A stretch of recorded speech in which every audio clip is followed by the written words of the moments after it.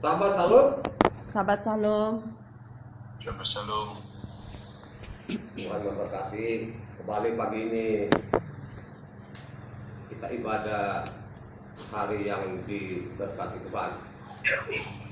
Siapa saja yang menghormati, yang menguduskan hari Sabat, pasti terima berkat. Amin. Tuhan itu tidak pernah lalai perkataannya. Tuhan kita bukan Tuhan yang pikun. Dia akan ingat perkataan yang sampai selama-lamanya. Amin. Amin. Seperti biasa, maafkan kita. Mari kita dengar bersama apa yang dicatat dalam kitab suci ini mengenai hari Sabat. Kapan hari Sabat ini diberkati oleh Tuhan? Ada biasanya ada yang bacakan hari Sabat ini Kejadian 2 ayat 1 sampai ayat 3. Demikianlah diselesaikan langit dan bumi dan segala isinya. Ketika Tuhan pada hari ketujuh telah menyelesaikan pekerjaan yang dibuatnya itu, berhentilah ia pada hari ketujuh dari segala pekerjaan yang telah dibuatnya itu. Lalu Tuhan memberkati hari ketujuh itu dengan menguduskannya, karena pada hari itulah ia berhenti dari segala pekerjaan penciptaan yang telah dibuatnya itu. Jadi dia memberkati hari ketujuh. Mose mencatat hari ketujuh ini ada di loh batu yang pertama. Jadi Keluaran 20 ayatnya 8 sampai 11. Ingatlah dan kuduskanlah hari Sabat. 6 hari lamanya engkau akan bekerja dan melakukan segala pekerjaanmu. Tetapi hari ketujuh adalah hari Sabat, Sabat Yahweh Tuhanmu. Maka jangan melakukan sesuatu pekerjaan, engkau atau anakmu laki-laki, atau anakmu perempuan, atau hambamu laki-laki, atau hambamu perempuan, atau hewanmu, atau orang asing yang di tempat kediamanmu. Sebab 6 hari lamanya Yahweh menjadikan langit dan bumi, laut dan segala isinya, dan ia berhenti pada hari ketujuh. Itulah sebabnya Yahweh memberkati hari Sabat dan menguduskannya. Jadi ini ditukik di loh batu yang pertama. Nah, ingat ya, jadi ditukik di loh batu pertama. Keluaran 31 ayatnya 12 sampai 17 ini dikasih warning. Dikasih warning ya. Baca. Berfirmanlah Yahweh kepada Mose, katakanlah kepada orang Israel demikian, akan tetapi hari-hari Sabatku harus kamu pelihara, sebab itulah peringatan antara aku dan kamu, turun-temurun sehingga kamu mengetahui bahwa akulah Yahweh yang menguduskan kamu. Haruslah kamu pelihara hari Sabat, sebab itulah hari kudus bagimu. Siapa yang melanggar kekudusan hari Sabat itu, pastilah ia dihukum mati. Sebab setiap orang yang melakukan pekerjaan pada hari itu, orang itu harus dilenyapkan dari antara bangsanya. 6 hari lamanya boleh dilakukan pekerjaan, tetapi pada hari yang ketujuh haruslah ada Sabat, hari perhentian penuh, hari kudus bagi Yahweh. Setiap orang yang melakukan pekerjaan pada hari Sabat, pasti ia dihukum mati. Maka haruslah orang Israel memelihara hari Sabat dengan merayakan Sabat, turun-temurun menjadi perjanjian kekal antara aku dan orang Israel. Maka inilah suatu peringatan untuk selama-lamanya, sebab 6 hari lamanya Yahweh menjadikan langit dan bumi, dan pada hari yang ketujuh ia berhenti bekerja untuk beristirahat. Jadi ini warning namanya. Ya. Tapi ini engkau sudah mendengarkan warning-warning ini, tetap ngeyel, ya tanggung sendirilah. Kalau engkau masuk dalam kerajaan surga, makanya sama asal Taurat itu jalan. Ya. Jalan loh menuju ke surga. Ya. Tidak Pak, tidak melakukan Taurat, ya tidak mungkin akan masuk di dalam. Ya. Tidak mungkin. Makanya saya bilang Tuhan tidak peletak-peletuk. Yesaya 56 ayat 1 sampai ke 7 dicatat baik-baik loh ya. Kalau lu mau masuk dalam kerajaan surga, kerajaanku itu harus melalui. Baca. Beginilah firman Yahweh, taatilah hukum dan tegakkanlah keadilan, sebab sebentar lagi akan datang keselamatan yang daripadaku, dan keadilanku akan dinyatakan. Berbahagialah orang yang melakukannya, dan anak manusia yang berpegang padanya, yang memelihara hari Sabat dan tidak menajiskannya, dan yang menahan diri dari setiap perbuatan jahat. Janganlah orang asing yang menggabungkan diri kepada Yahweh berkata, sudah tentu Yahweh hendak memisahkan aku daripada umatnya. Dan janganlah orang kebiri berkata, sesungguhnya aku ini pohon yang kering. Sebab beginilah firman Yahweh kepada orang-orang kebiri yang memelihara hari-hari sabatku dan yang memilih apa yang kukehendaki dan yang berpegang kepada perjanjianku. Kepada mereka akan kuberikan dalam rumahku dan di lingkungan tembok-tembok kediamanku suatu tanda peringatan dan nama itu lebih baik daripada anak-anak lelaki dan perempuan, suatu nama abadi yang tidak akan lenyap akan kuberikan kepada mereka. Dan orang-orang asing yang menggabungkan diri kepada Yahweh untuk melayani Dia, untuk mengasihi nama Yahweh dan untuk menjadi hamba-hambanya, semuanya yang memelihara hari Sabat dan tidak menajiskannya, dan yang berpegang kepada perjanjianku, mereka akan kubawa ke gunungku yang kudus dan akan kuberi kesukaan di rumah doaku. Aku akan berkenan kepada korban-korban bakaran dan korban-korban sembelihan mereka yang dipersembahkan di atas mezbahku, sebab rumahku akan disebut rumah doa bagi segala bangsa. Coba, rumahku akan disebut rumah doa bagi segala bangsa. Segala bangsa yang mana? Yang menguduskan hari Sabat. Ingat ya. Jadi kalau engkau hanya harus menguduskan Sabat, ini namanya perintah Tuhan. Kalau engkau mau pengen senang-senang di dunia ini, kau pengen sehat, ini kasih warning juga, gitu kan? Yesaya 58 ayat 13 sampai 14.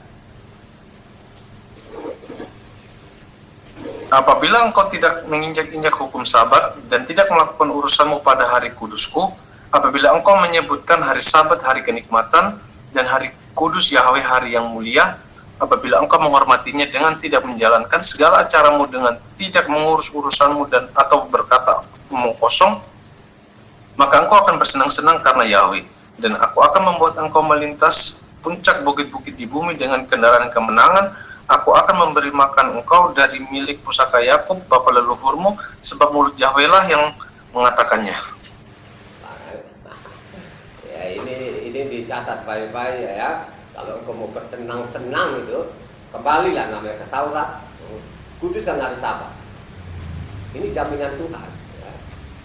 Mari kita lihat lagi, pada waktu Yahweh turun di bumi ini menjadi anak manusia, Dia juga mengajar pada hari Sabat. Ya. Jadi ingat ya, pada waktu Tuhan Yahweh itu turun di bumi mengambil rupa manusia menjadi anak manusia, Dia tetap melakukan namanya apa? Ibadah hari Sabat. Markus 6 ayat 2. Pada hari Sabat ia mulai mengajar di rumah ibadat dan jemaat yang besar takjub ketika mendengar dia, dan mereka berkata, dari mana diperolehnya semuanya itu, hikmat apa pulakah yang diberikan kepadanya, dan musisat-musisat yang demikian bagaimanakah dapat diadakan oleh tangannya. Coba, dia mengajar pada hari Sabat, tidak ada namanya kata hari Minggu, hari pertama nggak ada. Ingat baik-baik ya. Luka 4 ayatnya 16 sampai 17. Ia datang ke Nazaret tempat ia dibesarkan, dan menurut kebiasaannya pada hari Sabat ia masuk ke rumah ibadat, lalu berdiri hendak membaca dari Alkitab. Kepadanya diberikan kitab Nabi Yesaya, dan setelah dibukanya ia menemukan nas di mana ada tertulis. Jadi ingat ya, setiap hari Sabat katanya itu dia masuk rumah ibadah untuk mengajar, dan juga dia pakai namanya kitab Mose dan kitab para nabi. Ingat ya, catat baik-baik ini, jangan sepele ini ya, jangan sepele ya. Kita lihat lagi murid-muridnya dia ini ya, pengikut-pengikutnya yang menerima hukum Taurat ya. Jadi murid-muridnya dia yang kembali kepada hukum Taurat, mereka juga ibadahnya pada hari Sabat. Coba Kisah 17 ayatnya 2 sampai 3. Seperti biasa Saul masuk ke rumah ibadat itu 3 hari Sabat berturut-turut ia membicarakan dengan mereka bagian-bagian dari kitab suci. Ia menerangkan kepada mereka dan menunjukkan bahwa Mesias harus menderita dan bangkit dari antara orang mati. Lalu ia berkata, inilah Mesias, yaitu Yeshua yang kuberitakan kepadamu. Jadi setiap hari Sabat mereka bawa namanya kitabnya Mose dan kitab para nabi. Mereka menjelaskan, makanya namanya Injil itu, kabar baik itu bukan namanya perintah baru yang diajarkan Orang Kristen nggak ada. Yang mereka ajarkan sana bahwa namanya Mesias itu sudah benar-benar sudah datang. Nah, itu namanya kabar baik. Tidak ada namanya perintah-perintah baru, nggak ada. Ya, itu hayalan-hayalan orang Kristen aja. Ya, coba kita lihat Kisah Para Rasul 18 ayat 4. Dan setiap hari Sabat Saul berbicara dalam rumah ibadat dan berusaha meyakinkan orang-orang Yahudi dan orang-orang Yunani. Jadi ingat ya, tidak diketemukan di dalam hari Minggu itu. Makanya orang Kristen hari ini mendingan lu bertobat deh. Lu kembali aja ke hari Sabat.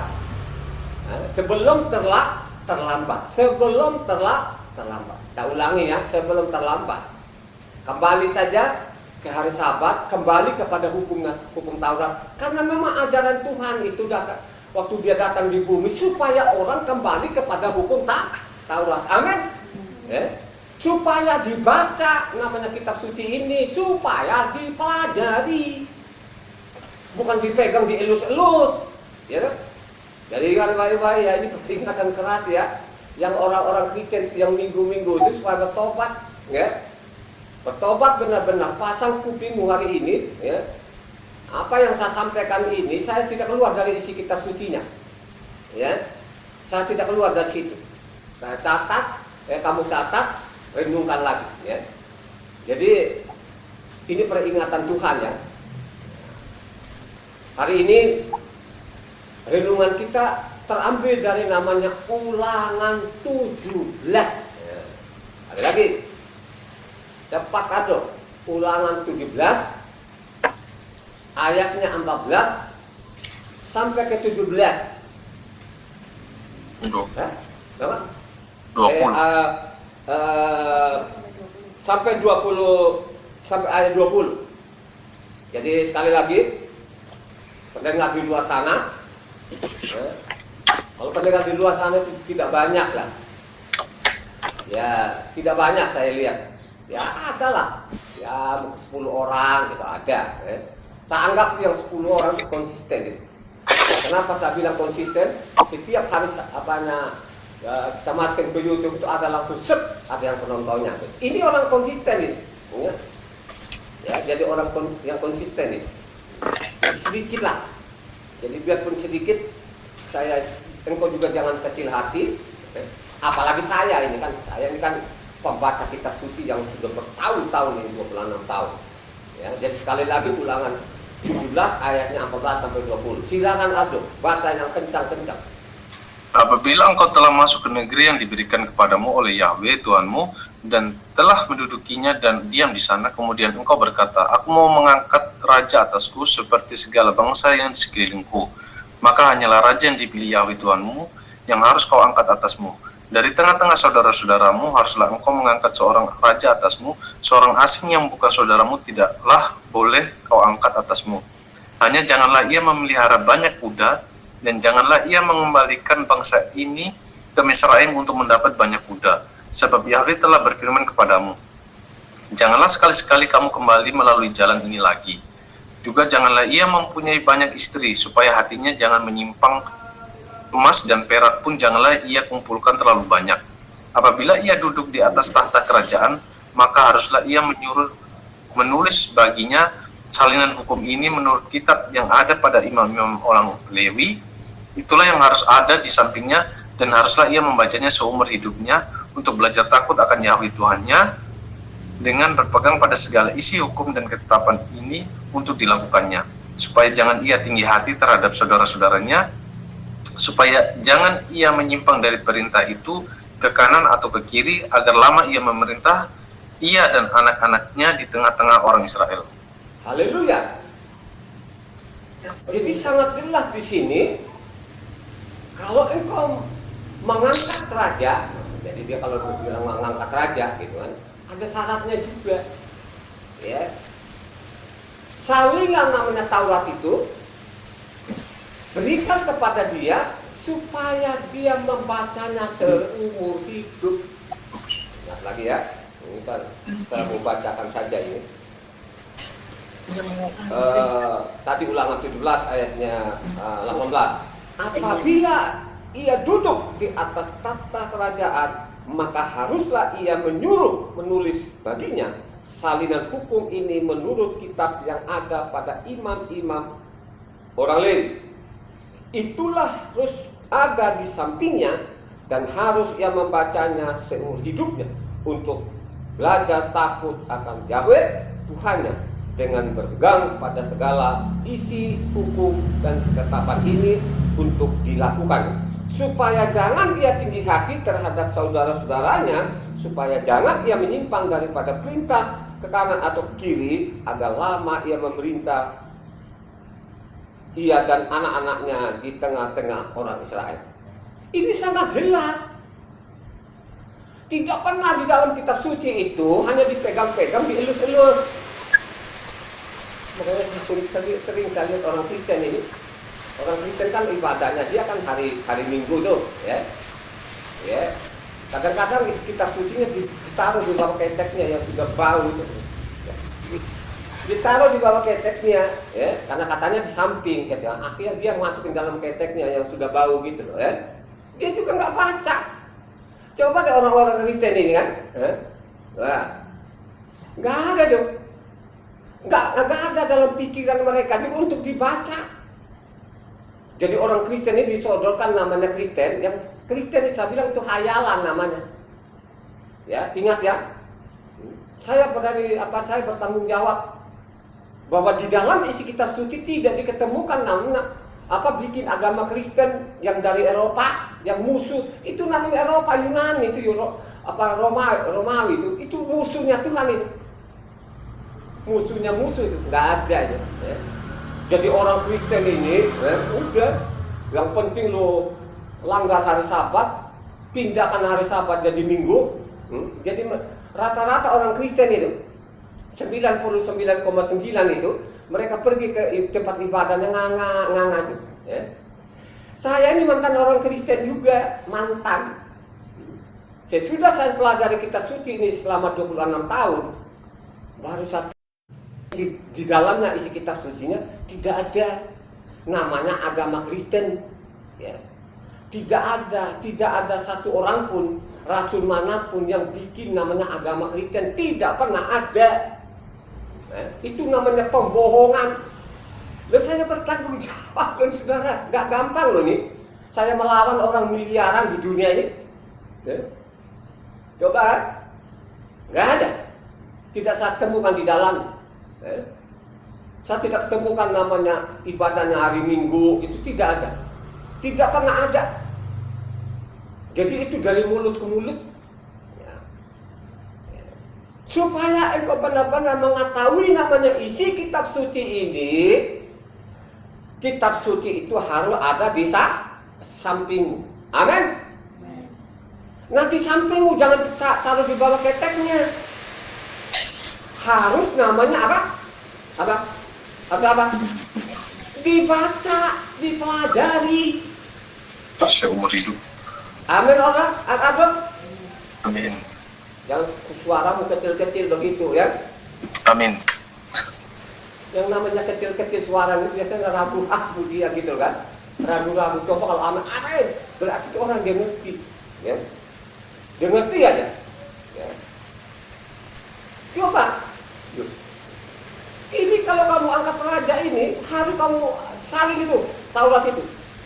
Supaya ada di sampingnya dan dia harus membacanya. Supaya dia belajar takut akan Tuhan. Takut akan Tuhan, prakteknya apa? Halo? Melakukan namanya perintah Tuhan. Amin. Itu takut kepada Tuhan. Tapi kalau kau langgar namanya hari Sabatnya tadi kau pindahkan Minggu, takut kepada Tuhan nggak? Itu kamu mengolok-ngolok Tuhan. Coba kan Kristen itu mengolok-ngolok Tuhan. Loh, saya berani nih saudara, berani bener. Hanya Kristen yang saya mau lawan. Saya tidak lawan agama lain, enggak, saya berani. Kenapa saya lawan Kristen ini? Karena dia menipu. Ya. Makanya saya mengatakan dia ini sudah dinubuatkan, dia menipu. Menipunya di mana? Sudah dinubuatkan di mana? Dia pintar menipu itu di mana? Daniel apa? Saudara, 8 ayatnya 23. Ya. Makanya Daniel ini, Nabi Daniel ini sudah dinubuatkan namanya Kristen ini. Makanya Kristen itu lambangnya kambing. Kambing yang berbulu apa? Kesat. Si Ado kan dia bilang kesat itu langsung benar-benar apanya suaranya lantang dia. Ya. Jadi kesat, jadi kusut. Bayangkan aja sudah bagus-bagus namanya Taurat, datang ini si Yunani ini dia bikin kusut. Akhirnya kusut semua loh. Sampai kalau kau baca namanya Matitia sampai Wahyu itu sampai bisa geleng-geleng kepala. Saya bilang gila ini, ya. Bertentangan satu sama lain, ya. Coba kalau kita bilangnya Yesua itu kan, kadang-kadang Yesua itu dibangkitkan, kadang-kadang dia bilang bangkit. Aduh, saya bilang kitab yang mereka banggakan orang Kristen, weh, kitab kami yang paling bagus, dia ini adalah perjanjian baru, penipu. Saya bilang penipu, ya. Supaya orang ada nantang saya. Jangan nantang saya seperti ado-ado itu nggak kelasnya. Ya. Nantang saya cari itu yang paling topnya dia itu, yang profesornya itu. Ya, menantang deh. Ya. Jadi kita ini harus dibaca seumur hidup kita ini. Orang Kristen bilang kami anak raja. Raja siapa? Ya. Raja siapa? Ya. Maaf ini.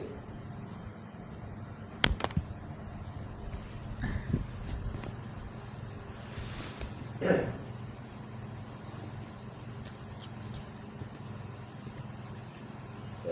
Jadi raja siapa?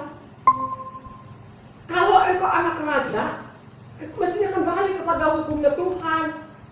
Dan harus dibaca namanya hukum Taurat ini, dipelajari supaya engkau memiliki pengetahuan akan isi kitab suci. Amin.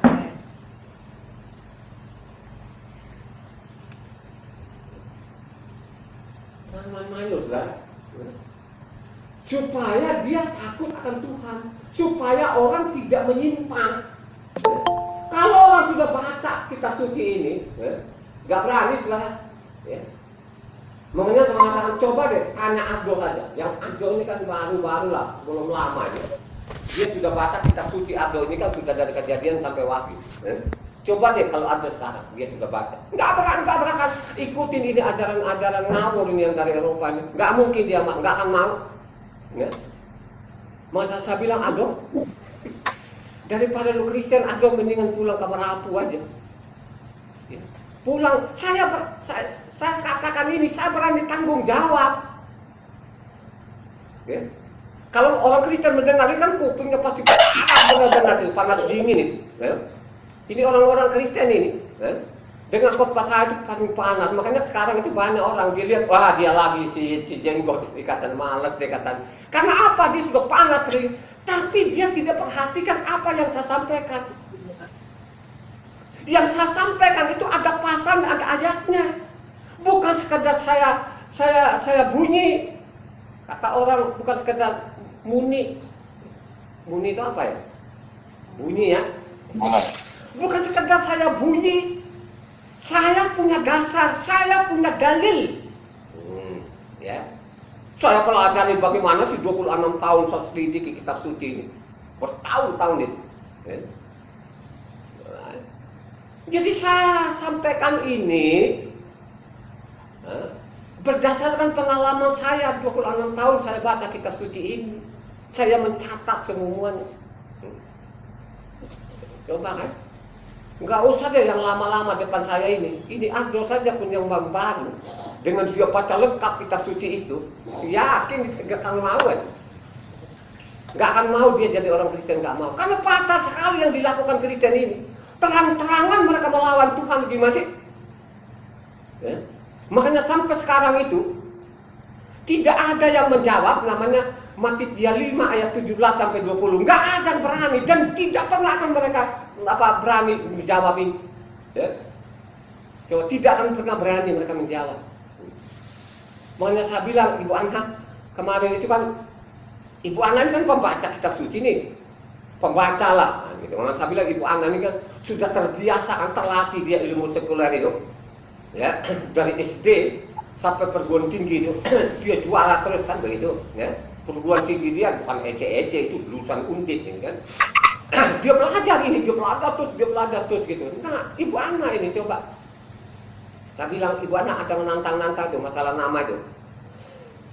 Nama, ya nama kan, karena orang sekarang itu yang Yesus paling banyak lah. Yesus baru habis Yesus baru Yesua. Nah, baru Yasua gitu. Makanya saya mengatakan coba deh, apa Ibu Ana kasih pelajaran orang Yesua itu. Ya. Coba kamu kasih sama dia, namanya tulisannya namanya Yasua bin Nun, artinya Mose, itu tulisannya begini. Ya. Ini kitab suci yang saya pegang. Yod He Waw Sin Ayin. Ya. Ini tulisannya begitu nih, buku aslinya di dalam yang saya pegang ini. Yod He Waw Sin Ayin. Ya. Coba kita lihat, kemudian hari namanya nama Abdi Mose ini kan sudah mati. Nggak tahu deh tulangnya di mana, masih ada tulangnya nggak?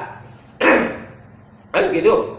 Nah, kalau kita baca namanya Nehemia 18 ayat 17 di sana, tulisan tidak begitu lagi. Ini dikebiri. Jadi tulisannya anak orang sudah mati ini Yod Sin Waw Ayin. Coba deh saudara. Terus tanya Ibu Ana, mana yang benar itu? Sampai sekarang orang dia nggak menjawab lagi. Akhirnya dia bilang, oh itu Yesus nama juga. Oh namanya Yesua. Oh Yasua. Ya, mereka tidak akan bisa menjawab. Mana yang benar? Yod He Waw Sin Ayin atau Yod Waw Sin Ayin? Orang tidak akan berani.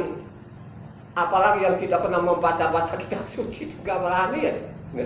Lu sekarang orang kan tidak ada menentang lagi sekarang. Makanya saya bilang, kalau dulu siapa orang ini, sekolahnya di mana? Kami itu punya sekolah. Makanya saya bilang itu bukan saya bawa-bawa namanya kita sekolah, karena mereka nanya. Kita nggak bodoh-bodoh banget. Kami orang sekolah, saya seorang pengusaha. Ya. Anak-anak saya kan ada lulusan ITB, ya, Pembangunan Jaya. Ibu Ana lulusan Undip. Ya. Jadi kalau kami menjawab itu bukan orang kampung banget. Pendidikan kami sangat memadai. Coba kan.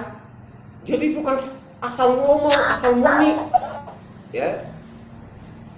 Kalau kamu nantang-nantang. Gitu loh.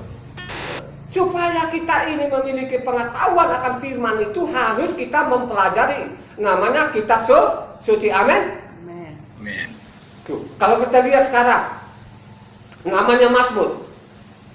Pemazmur itu paling banyak dicatat dalam Mazmur itu siapa orangnya? David. Raja Daud namanya. Jadi ingat ya, atau kalau kau baca namanya Daud bukan Daud. Ya. Ini benar-benar kejahatan apa namanya Kristen itu kan awas diganti semua nama loh. Makanya saya bilang kejahatannya Kristen itu bukan hanya Taurat saja yang dirubah sana rubah sini nama-nama Tuhannya, termasuk nama-nama orang. Seenak perut dia, semau-mau isi kepalanya dia tuh, kepala bebalnya itu, kepala dongok, kepala tololnya itu. Coba kan. Jadi Raja Daud ini, coba Mazmur 1 ayat 1 sampai ke 3 tuh. Berbahagialah orang yang tidak berjalan menurut nasihat orang fasik, yang tidak berdiri di jalan orang berdosa, dan yang tidak duduk dalam kumpulan pencemooh. Tetapi yang kesukaannya ialah Taurat Yahweh, dan yang merenungkan Taurat itu siang dan malam. Ia seperti pohon yang ditanam di tepi aliran air, yang menghasilkan buahnya pada musimnya, dan tidak layu daunnya, apa saja yang diperbuatnya berhasil. Makanya saya bilang, kalau engkau kembali kepada hukum Taurat, jamin lu sehat. Ya, sehat kan? Ya. Lu kembali kepada hukumnya Tuhan, Tauratnya, karena Taurat itu kan diberkati. Ditukik nanti kalau batu yang pertama gimana sih?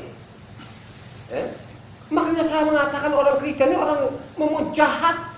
Jangan bilang kita oknum Kristen, itu Kristen itu jahat. Coba saudara, makanya baca pelajari kitab suci ini. Ya. Jangankan lo Kristen, anaknya sendiri Tuhan bilang ini bangsa yang jahat, ini manusia yang jahat itu katanya. Ya. Coba Tuhan itu kalau marah anaknya ini namanya Israel, itu anaknya lo ya. Nah, kita ini hanya budak-budak lah, budak yang diselamatkan kalau itu kembali kepada hukum Taurat. Ya. Ini anaknya saudara, ya. Tolol, bodoh, pekok, jahat. Ya. Jadi kata jahat ini saudara, ya, disempatkan kepada orang Israel karena mereka apa tadi? Ya. Berdosa. Fasik itu apa? Tahu tapi tidak mau mengaku. Jadi fasik itu dia tahu ada tulisan di situ. Seenak dia nyimpang. Itu orang fasik itu. Jadi nama yang meninggalkan sahabat itu yang minggu-minggu itu orang fasik namanya. Ya. Fasik itu tahu lah. Dia tahu itu ada tulisannya. Seenak-enaknya dia. Oh, karena banyaknya orang katanya. Di dalam kitab suci mengatakan jangan ikut-ikutan kebanyakan orang yang menyimpang apa? Halo, nah? Menyimpang Taurat. Coba kan, kalau namanya Kristen dilihat banyaknya, jadi Kristen ini kan, wih rumah ibadahnya gede banget, terus jemaatnya banyak. Padahal jemaatnya orang Kristen itu orang pekok semua itu, yang tidak pernah membaca kitab sucinya. Di mimbarnya pekok, di depannya pekok juga. Dua-duanya di mimbar dia gondol namanya ijazahnya. Jadi namanya pembohongan ini dari mulut ke mulut itu terus dia piara. Dia tidak mau berkata benar. Ya. Makanya dia bilang apa? Orang buta apa? Menuntun orang. Membimbing orang buta. Hah? Menuntun. Bagaimana itu bunyinya? Ada orang buta? Membimbing orang Menuntun buta. orang buta? Masuk di mana, Ado? Sorga atau di got? Masuk dalam jurang. Hah? Lebih sadis lagi apanya Ado bilang jurang. Itu lebih tegas lagi loh Ado, ya kan? Loh, orang buta menuntun orang buta. Jadi pendeta ini pendeta buta. Coba kan di depannya buta. Kenapa di depannya juga buta? Tidak pernah namanya pelajari kitab suci. Makanya saya mengatakan, ya, kalau engkau sudah pelajari kitab suci, besok itu tempat ibadah nggak akan mau lagi di situ. Yakin 1.000.000% juga akan mau di situ. Ya, ya bukan saya loh, orang buta menuntun orang buta. Ini perkataan nelayan perkataan Tuhan sendiri. Hah? Tuhan sendiri. Yang dia tujukan tadi orang buta memimpin buta itu kepada orang Roma, kepada orang Yunani atau kepada siapa ini? Israel. Hah? Orang Israel. Coba kau baca Ado supaya saya ini tidak mengarah. Matitia 15 ayat 14 Ado. Matitia jadi nama aslinya orang dari rahim ibunya Matitia namanya. Yang diganti-ganti Kristen Matius. Terus dana Eropa Mateo.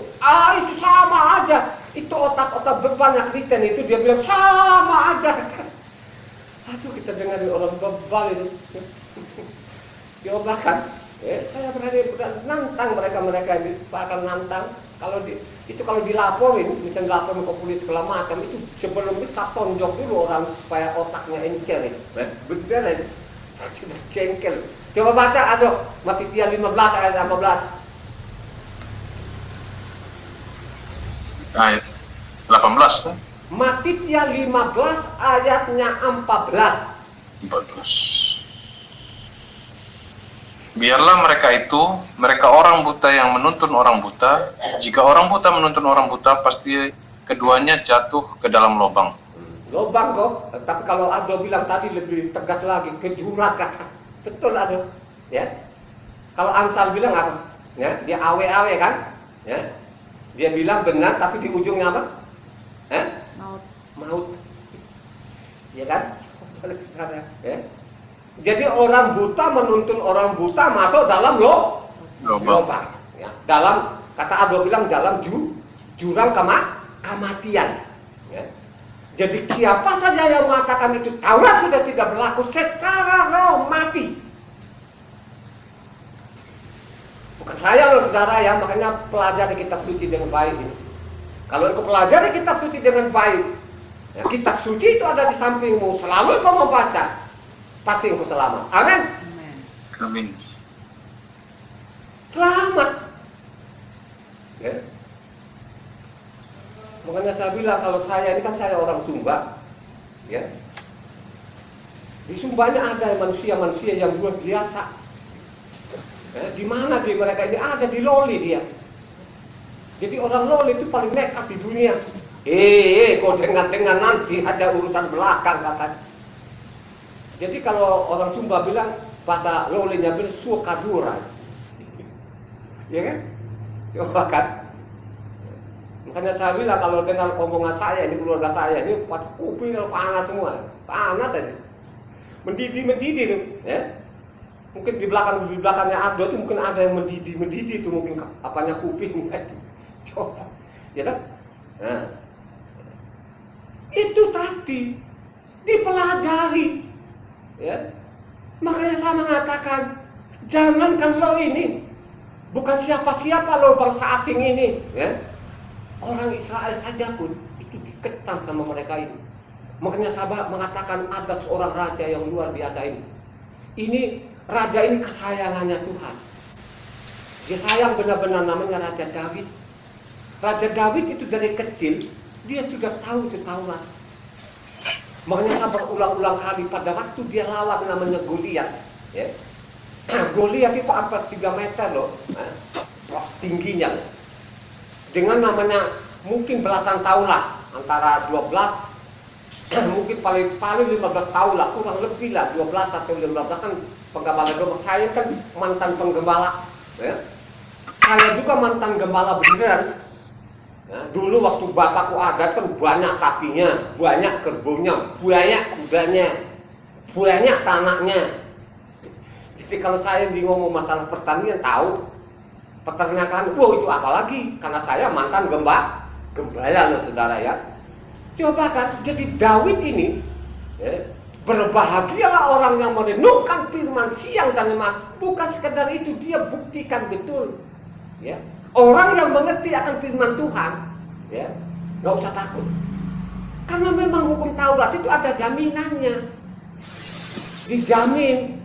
Lo tidak mati celaka, lo tidak mati penyakit, lo tidak mati namanya kelaparan. Ada jaminannya. Dan sangat baik. Bayangkan aja kelas-kelasnya namanya Raja Daud ini namanya anaknya Tuhan yang dia sayangin ini.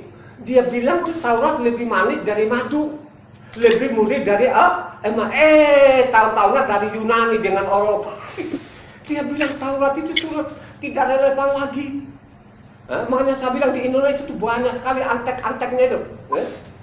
Coba kan, yang sudah membunuh keluarga kita ini, ya kan? Makanya saya mengatakan setiap keluarga saya akan mati di Sumba. Gue lagi mikir, kalau zaman bapakku dulu kan hewan kan masih banyak, ya, masih banyak kan. Nah sekarang hewan nggak ada. Kalaupun ada kerbau, harganya puluhan juta.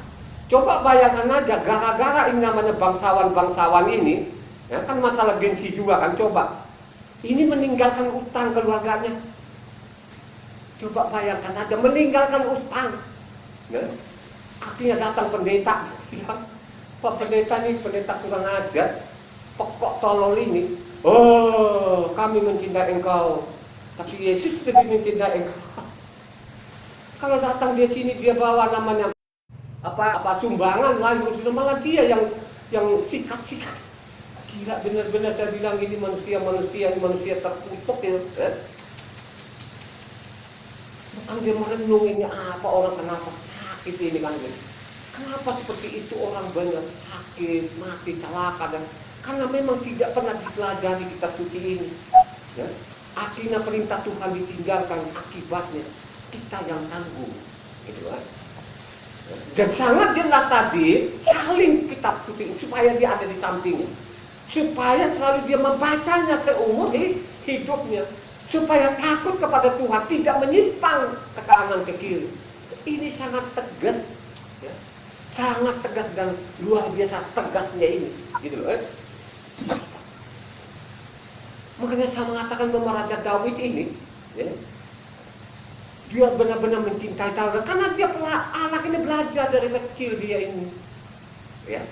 Dia tahu betul-betul siapa penolongnya dia ini, ya. Siapa yang disembah ini dia tahu betul-betul sehingga dia sukses saudara.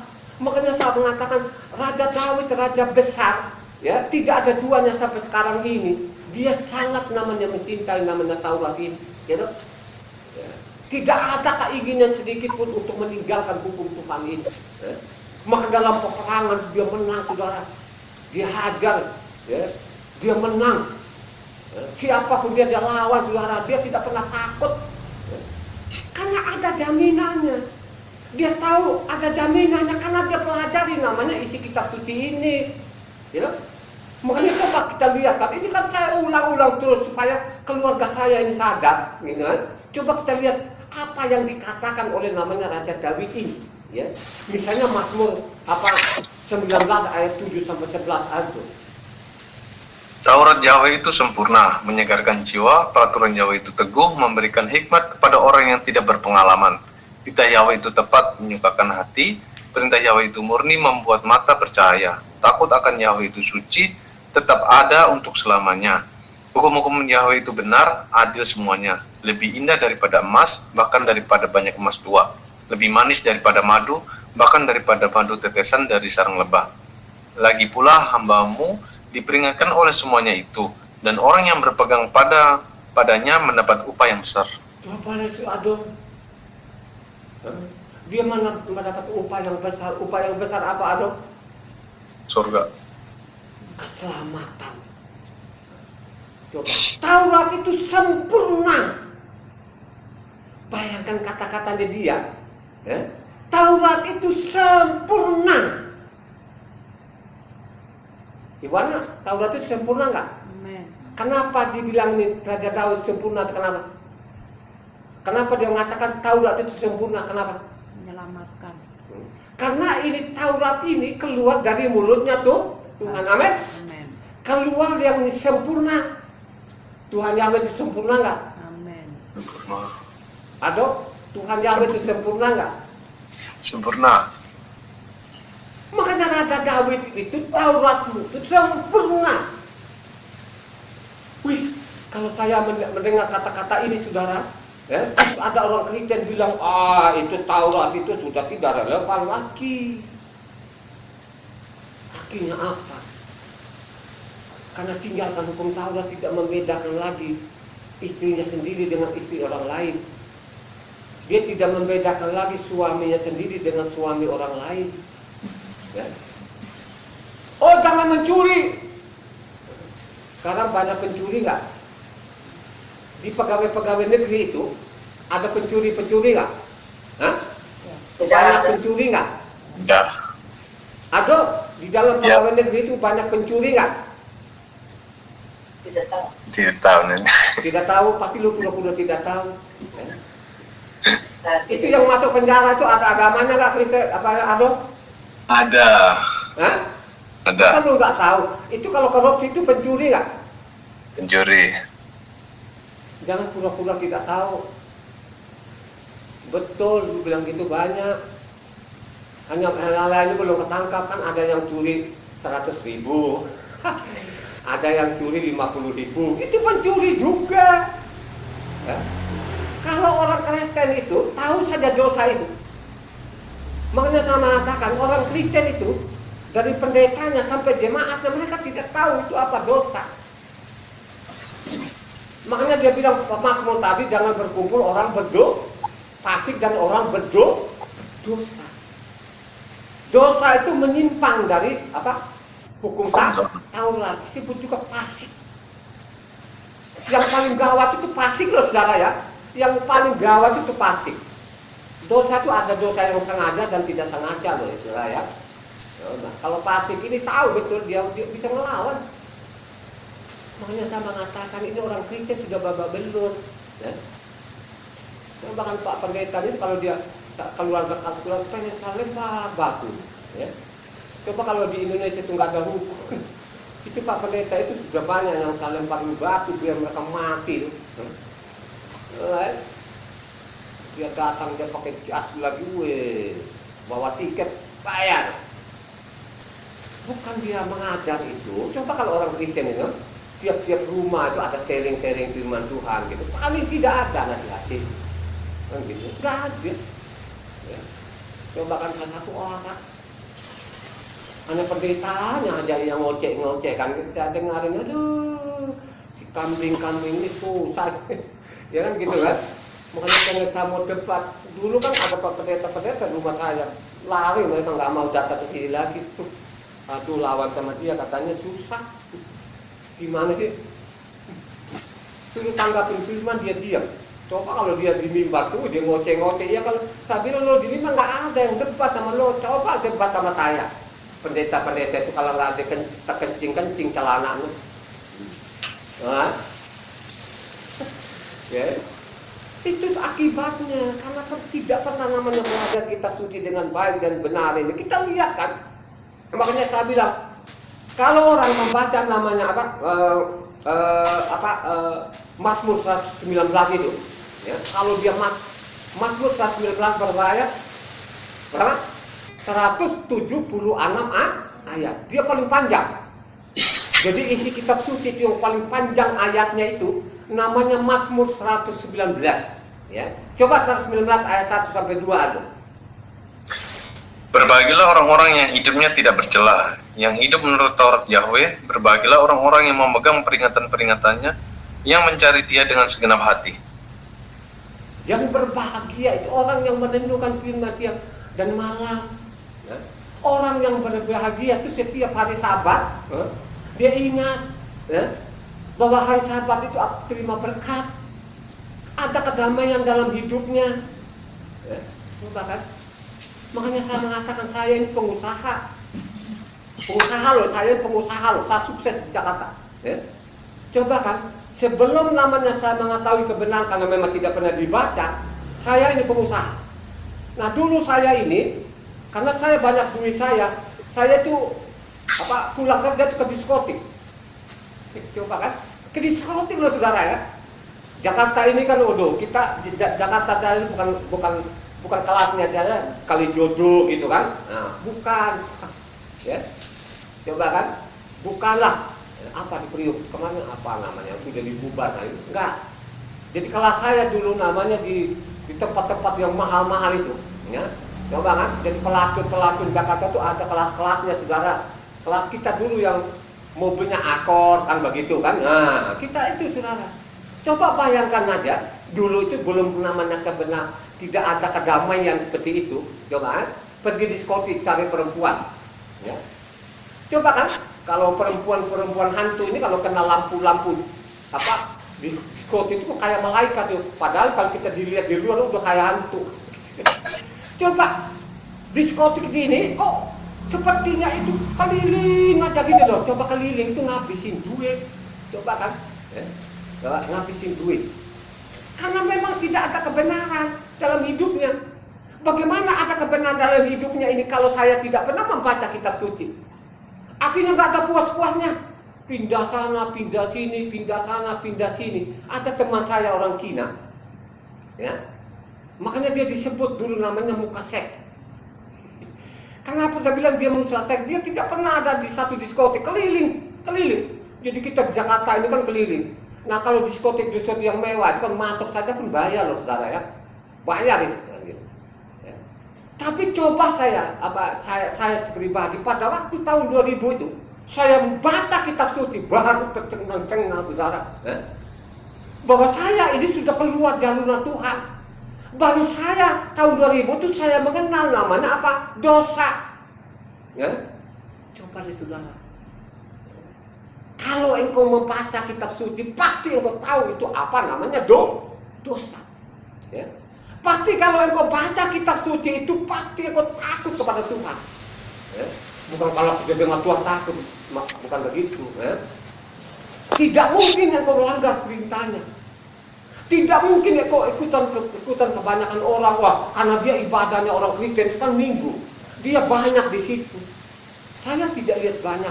Dan Tuhan sendiri pun tidak lihat banyaknya. Amin. Dia tidak ada. Dikasih kan kepada orang Israel. Jangan ikut-ikutan kebanyakan orang yang membelokkan namanya hukum. Amin. Kalau kita baca namanya Keluaran 23 ayatnya 2 itu ada. Coba Keluaran 23 ayatnya 2 ada. Keluaran 23 ayatnya 2. Janganlah engkau turut-turut kebanyakan orang melakukan kejahatan, dan dalam memberikan kesaksian mengenai sesuatu perkara, janganlah engkau turut-turut kebanyakan orang membelokkan hukum. Coba saudara, membelokkan hukum. Kalau saya mengatakan Kristen ini bukan dia belokkan. Ajaran Kristen itu supaya meninggalkan namanya hukum Tuhan. Amin. Padahal kalau kita selidiki dalam kitab suci tidak ada perintah itu. Nah kalau sudah begini kan gunung-gunung nggak dosanya gunung-gunung. Coba kan, gunung-gunung. Coba kan, itulah akibatnya. Ya. Coba kita lihat Mazmur 119 tadi ayat 24 ada. Ya, peringatan-peringatanmu menjadi kegemaranku, menjadi penasihat-penasihatku. Jadi namanya ini memang tidak ada tulisan, tidak siapa ini, saya yakin 100%. Namanya Mazmur 119 ini Mazmurnya Raja Daud. Karena saya lihat bahasanya. Bahkan saudara. Saya lihat bahasanya. Jadi memang tidak ada siapa di situ. Mazmur 119 pada ayat 176 ayat. Jadi Mazmur 119 ini ada 176 ayat. Ya. Ya, coba kan. Jadi namanya Raja Daud itu Taurat bagi dia sudah segala-galanya. Ya.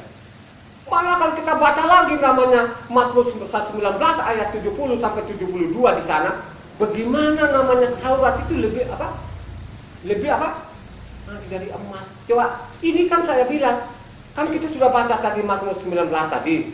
Mau Taurat itu lebih manis dari madu, lebih murni dari emas. Jadi saya yakin Mazmur 119 ini apa Mazmur Raja Daud ini. Karena dari bahasanya. Coba baca namanya 119 ayat 70 sampai 72. Hati mereka tebal seperti lemak, tetapi aku, hukum Tauratmu ialah kesukaanku. Bahwa aku tertindas itu baik bagiku, supaya aku belajar ketetapan-ketetapanmu. Taurat yang kau sampaikan adalah baik bagiku, lebih daripada ribuan keping emas dan perak. Coba kan, tertindas bagiku untuk belajar kan? Loh saya ini kembali kepada hukum Tuhan, jangan, betul tidak ditindas, tidak digebugin, bukan. Ya. Makanya termasuk keluarga-keluarga yang disumpah juga pun, kenapa sih itu dia sekarang berbeda kata? Dia ucapkan itu dengan enteng. Kenapa sih itu dia? Ada yang bilangnya om lah. Kenapa sih itu omnya? Om itu kok beda sih katanya? Coba dia bilang beda. Dia langsung dari mulutnya keluar. Kira-kira ini yang sudah bertahun-tahun yang baca kitab suci, beda nggak? Isi kitab suci dari mulutku beda nggak? Pasti dia bilang tidak. Itu orang waras namanya. Tapi kalau orang kurang waras, kenapa sih beda dia? Kan dia lihat kan dari minggunya kan? Terus tiba-tiba itu kenapa dia hari Sabat? Kenapa? Karena tidak pernah dia baca ini kitab suci ini. Ini ajaran Eropa ini, dia langsung telan bulat-bulat. Ya, padahal Eropa sendiri pun tinggalkan agama ini, ajaran ini. Ya. Itu orang Eropa. Hanya di sini kan Pak Pendeta kan tidak mungkin seperti saya ini. Dia sampaikan. Seumpamanya pendeta ini dia sampaikan, nanti kan kalau tidak ada yang datang di tempat ibadahnya, dia mau makan apa? Pendeta itu kan, saya bilang tadi dikasih gelas, padahal awalnya itu kan memang dari lahir ibunya sudah orang goblok itu, ya. Sudah orang bego, kasih gelas tambah bego lagi, nggak berani saudara. Nah kenapa saya berani? Ya, karena memang faktanya seperti itu. Eropa itu juga nggak ada, ya, nggak ada lagi. Coba kan yang orang yang pergi benda selidiki di sana kan, seperti di Belanda gitu kan, makanya melalui YouTube kan dia bilang saya bukan memfitnah, ini kau lihat nih gereja dulu, ini sudah berbeda fungsi katanya. Di namanya Belanda itu nggak ada orang Kristen, itu nggak ada. Kalau ada pun Kristen itu pasti dari Indonesia, dari sini-sinilah kan katanya. Orang asli sana nggak ada. Ya, kalau dipelajari kitab suci ini ditinggalkan benar namanya Kristen enggak. Ya, karena memang tidak ada perintah di dalamnya untuk bikin agama Kristen, gimana sih? Ya. Makanya di Indonesia ditutupi rapat-rapat. Ya, coba. Ya ditutup rapat-rapat. Coba kan, akhirnya apa? Ya. Maka saya bilang, bacalah kita pelajari ini. Ya. Kita lihat kan, tertindas bagiku untuk apa? Untuk apa? Belajar. Ya. Saya dulu dihina, lihat rumahku saja jangan masuk. Ini teman-teman kita sharing, belajar dulu.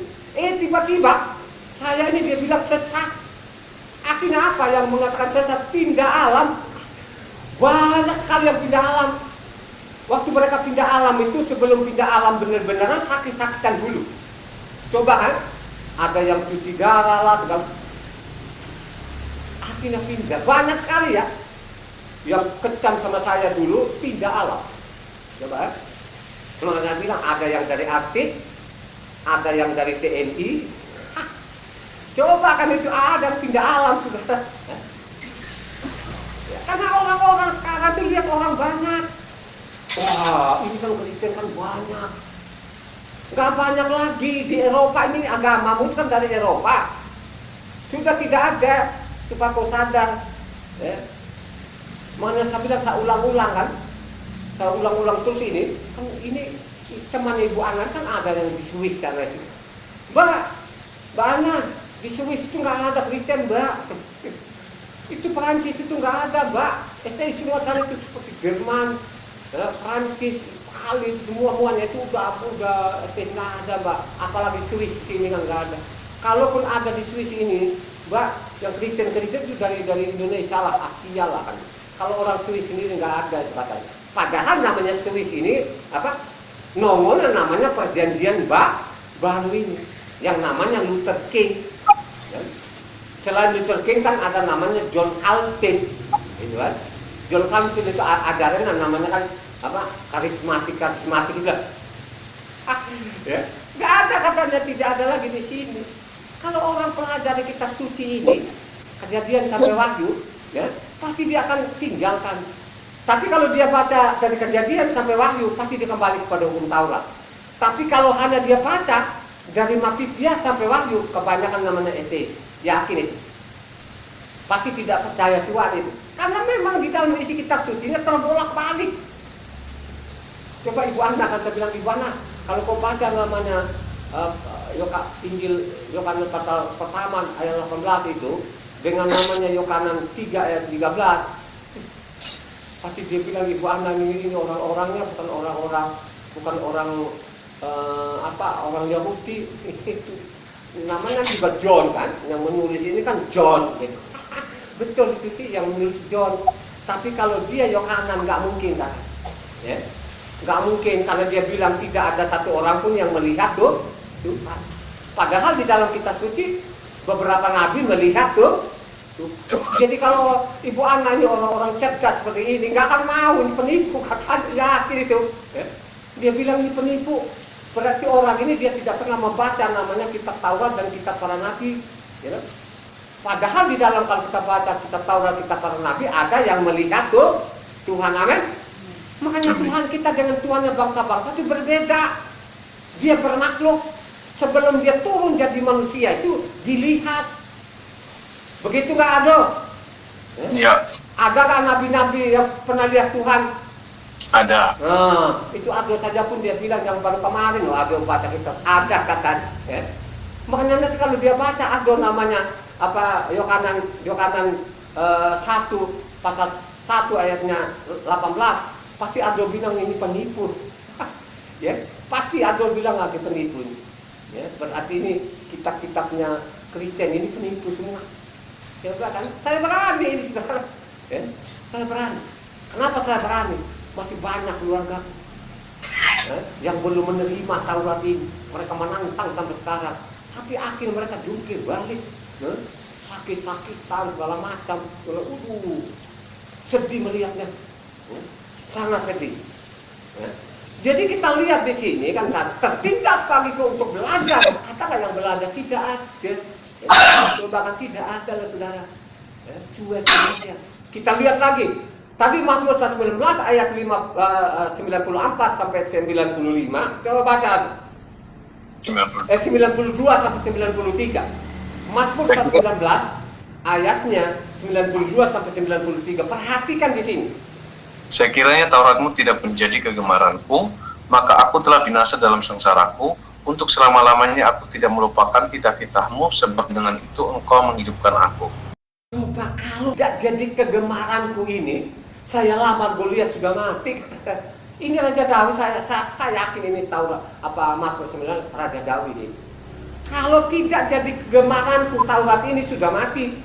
Nah saya ini, kalau tidak jadi kegemaranku ini, Taurat ini sudah pindah alam. Sudah deh, ya, sudah pindah alam. Kenapa saya bilang saya sudah pindah alam? Karena itu ada namanya berak darah itu. Ya? Berak darah itu bukan sedikit, sampai banyak saudara. Dan rata-rata orang tidak pernah selamat, apalagi kalau tidak diobati, saudara. Ya? Itu saya ingat betul-betul itu. Kok tiba-tiba hilang sendiri, saudara? Ya? Berarti benar kata firman Tuhan, ikuti namanya perintahku, aku akan lanjutkan hidupmu. Amin. Kalau engkau ikutin perintahku, aku lanjutkan hidupmu.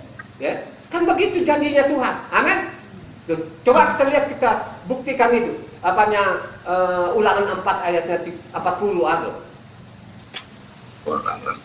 Ulangan 4 ayat 40.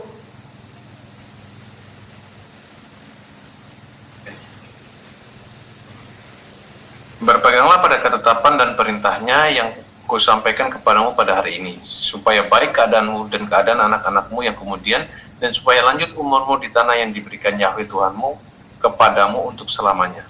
Coba ya saudara, kalau saya tidak kembali kepada hukumnya Tuhan, sudah selesai. Karena saya menerima Taurat itu bahwa nama Tuhanku adalah Yahweh, itu akhirnya apa?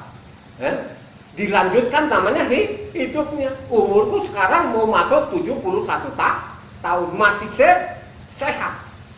Coba kan? Masih sehat, jalannya normal, penglihatan normal. Coba kan? Makanannya normal, semua normal, saudara. Saya buktikan kalau engkau kembali kepada hukumnya Tuhan dengan sukarela, makanya Tuhan akan bertanggung jawab dalam hidupmu. Amin.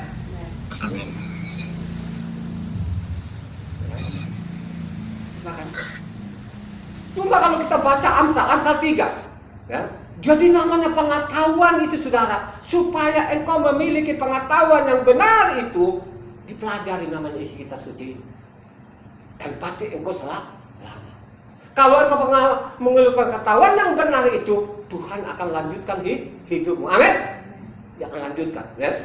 Nah, Amsal 3 ayatnya 13-15 ada. Berbahagialah orang yang mendapat hikmat, orang yang memperoleh kepandaian, karena keuntungannya melebihi keuntungan perak dan hasilnya melebihi emas. Ia lebih berharga daripada permata, apapun yang kau inginkan tidak dapat menyamainya. Hikmat itu apa? Halo? Hikmat itu apa? Berkat dulu atau hikmat dulu? Hah? Hikmat dulu baru turun namanya berkat. Jadi hikmat itu pengetahuan. Ada namanya hikmat dunia, ada namanya hikmat supaya engkau memiliki pengetahuan yang benar itu harus dipelajari. Amin. Amin.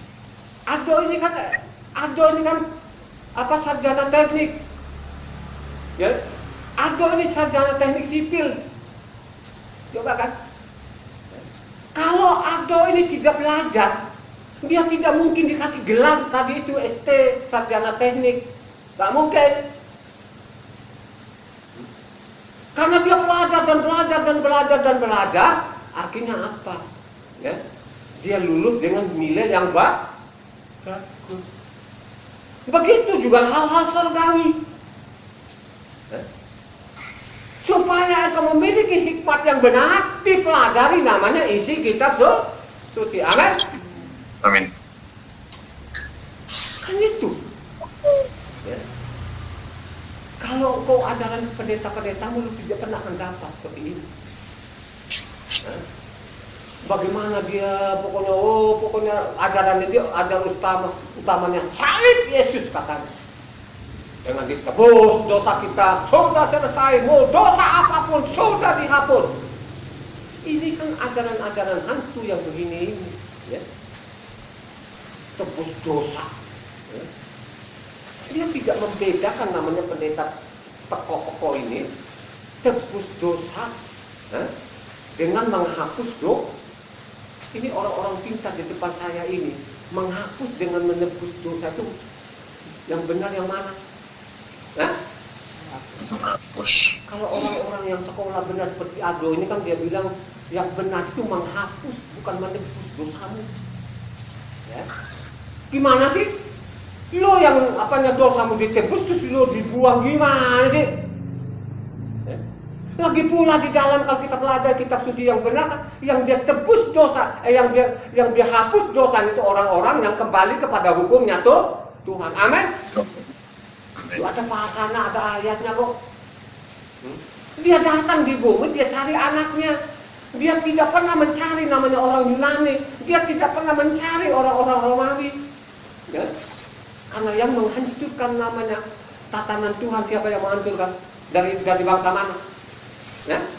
Dari bangsa Yunani dan bangsa Roma. Yang menghancurkan namanya bait suci ini, nah, ini tangan-tangan yang tidak bertanggung jawab ini Romawi ini. Yunani ini hancurkan. Semua dihancurkan.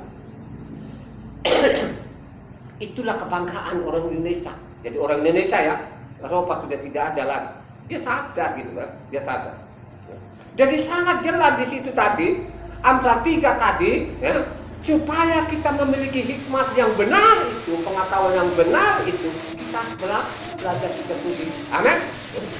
Amsal 14 ayat 34 apa ada. Kalau kita baca Amsal 14 ini, ya, coba luar biasa. Kalau ada kebenaran dengan negara ini, pasti akan terangkat derajatnya. Begitu kurang lebih lah namanya. Amsal apanya? 14 ayat 34 ada. Kebenaran meninggikan derajat bangsa, tetapi dosa adalah noda bangsa. Coba, kebenaran apa ada? Noda bangsa. Kebenaran meninggikan derajat bangsa. Coba kan. Jadi kebenaran meninggikan derajat bangsa. Kenapa si Indonesia ini tidak pernah terangkat namanya derajatnya? Karena orang-orang koruptornya banyak sekali. Yang paling miris sekarang ini ribut-ribut namanya apa? MBG ini. Ya. Sebenarnya MBG ini kan sebenarnya untuk orang-orang miskin, orang-anak, untuk anak-anak. Kok tegang-tegangnya mereka korupsi? Bagaimana bangsa ini terangkat kalau seperti itu? Di dalam negara tidak ada kebenaran, dilanggar semua hukum-hukum negara. Yang koruptor itu langgar hukum negara nggak? Langgar. Mereka langgar, mereka injak namanya undang-undang dasar. Bangsa Indonesia itu ada undang-undang dasarnya, ada hukumnya. Apakah Indonesia akan terangkat? Tidak. Karena manusia jahat-jahatnya di Indonesia banyak sekali. Ya. Coba kan. Ya. Dari presidennya sampai ke bawah-bawahnya. Kita lihat kan sekarang ini. Ya, di Indonesia lagi rame-ramenya ini. Ada namanya Jokowi ini yang katanya ijazahnya palsu. Dia bilang saya asli. Coba kan dibikin bertahun-tahun sudah akan ada gaduh di negara ini. Ya. Coba kan akan dampaknya. Sampai dolar-dolar itu melonjak-lonjak. Datang lagi presiden satu lagi. Itu orang desa kan tidak pengaruh apanya dolar ini kan ucapan-ucapan yang tidak benar ini. Gitu. Coba saudara. Bagaimana terangkat nih? Ya. Tadi kan dibilang ini kalau kamu angkat raja, kalau di kitab di sampingnya supaya dia pelajari, supaya dia baca.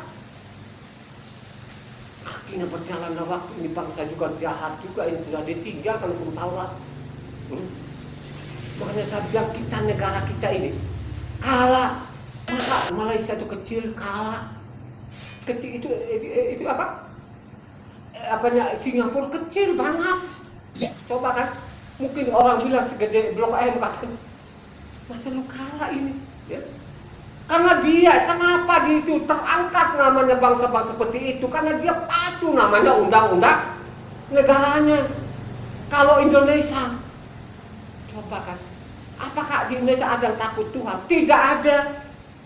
Tidak diketemukan lagi. Akhirnya bangsa ini terpuruk melulu. Saya tuh malu loh lihatnya. Ya. Padahal di Indonesia ini kan kaya nggak orang? Ini isi buminya kaya nggak? Apa sih yang nggak ada isi buminya di Indonesia ini? Coba kan? Ya.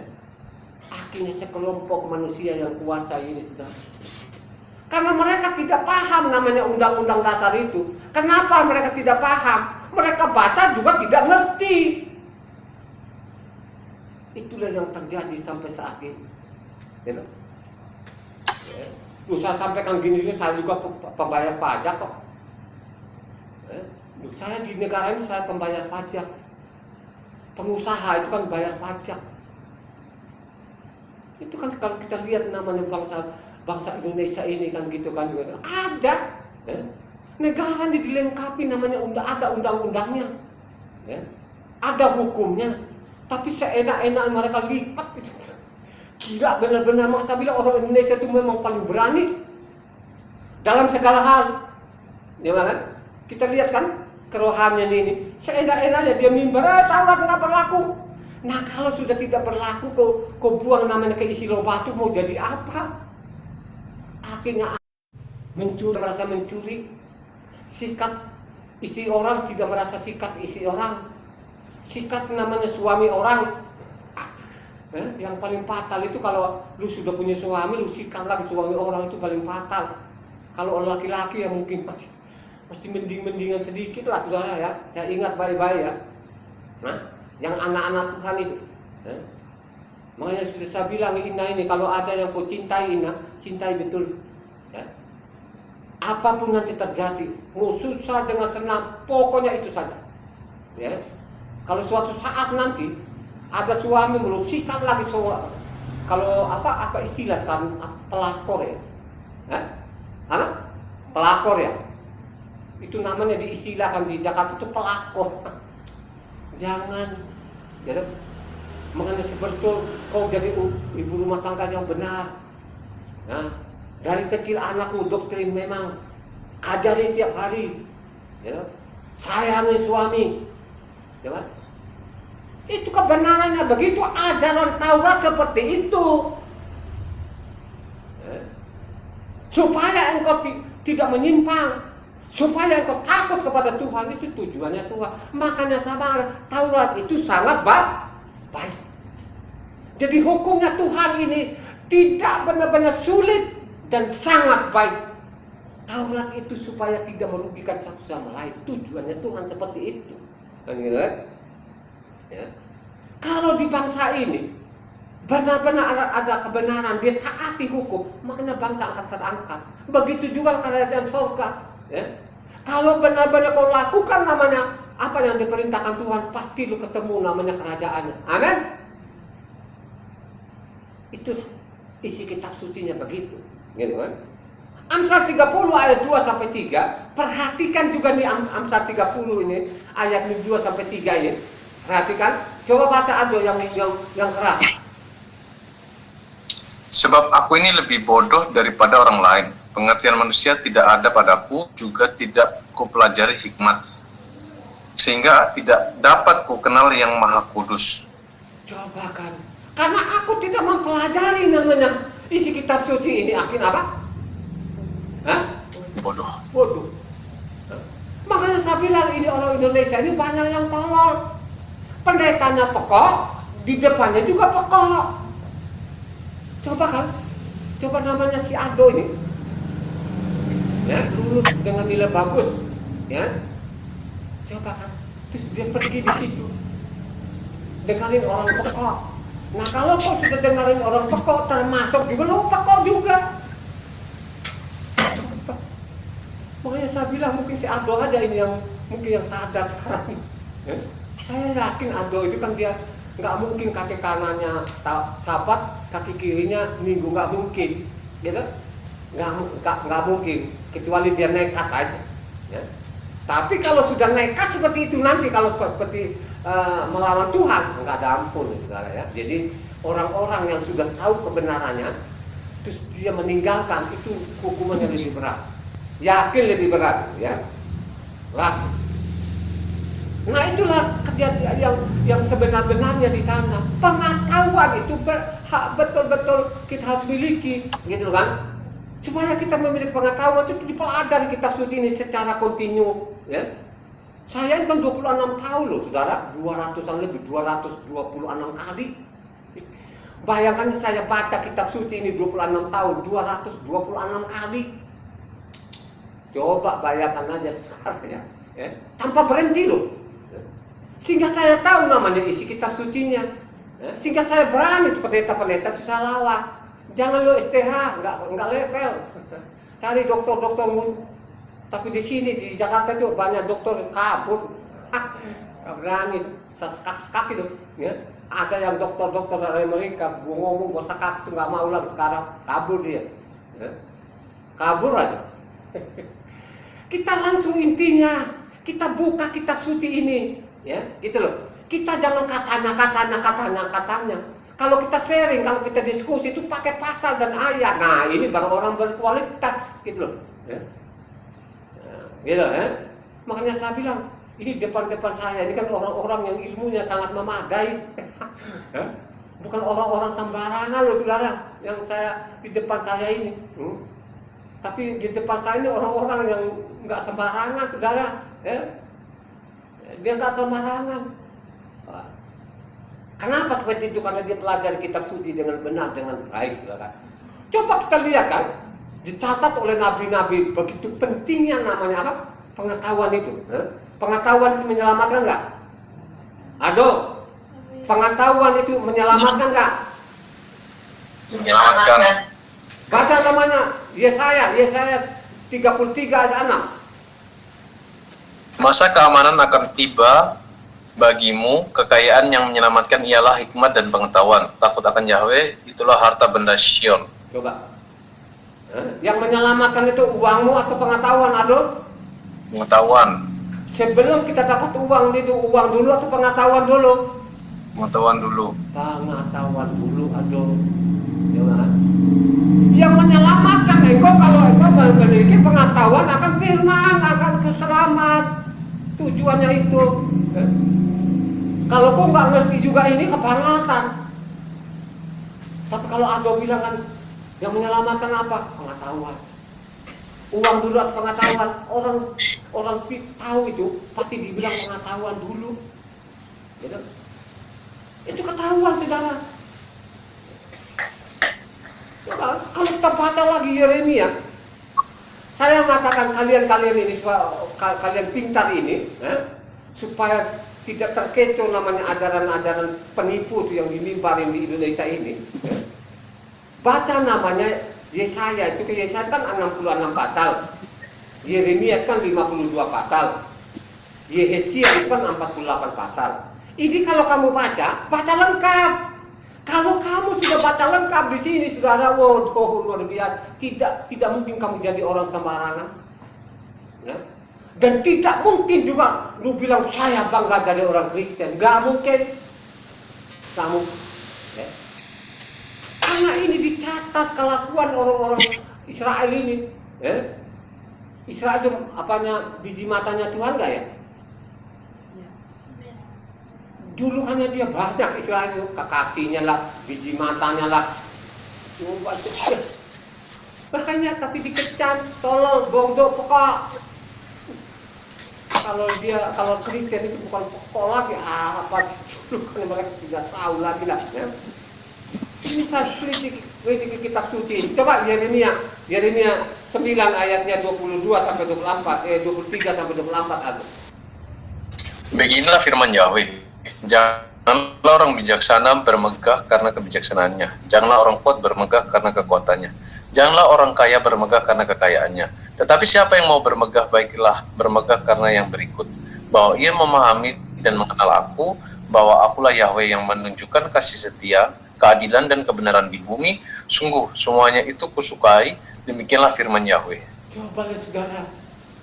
Supaya kita mengenal Tuhan, apa yang kita lakukan, Ado? Mengikuti perintahnya. Pelajari Menjalankan namanya Taurat. kitab sucinya. Kalau engkau pelajari kitab suci, maka engkau tahu siapa yang engkau sembah. Amin. Ya. Dari namanya tadi, apa kita belajar itu pengetahuan. Ya. Makanya Tuhan itu sangat suka kalau engkau mengetahui pengenalan Tuhan dan engkau mengenal aku, itu yang kau sukai, katanya. Itu bahkan itu yang kau sukai. Ya. Makanya kalau kita baca ini kan dikutip lagi di 1 Korintus 1 ayat 31, ini kan dikutip lagi, coba lihat di situ 1 Korintus 1 ayat 31 ada. Ini kan dikutip juga di situ, lihat. Ini tadi Yeremia 9 tadi, ini kan dikutip juga dikutip ulang di 1 Korintus 1 ayat 31. Benar nggak tuh? Coba lu klik tadi di situ Yeremia 9 tadi itu. Nah, Ya. itu kan nanti keluarnya dia 1 Korintus apa? 1 Korintus pasal pertama ayat 31 nggak ada? Ada. Ya. Iya, coba kau baca namanya ayat 31-nya Korintus itu. Karena itu seperti ada tertulis, barang siapa yang bermegah, hendaklah ia bermegah di dalam Tuhan. Coba kan saudara, ada tertulis. Ada tertulis artinya ada yang sudah ditulis. Amin. Jadi di situ masalahnya itu Taurat.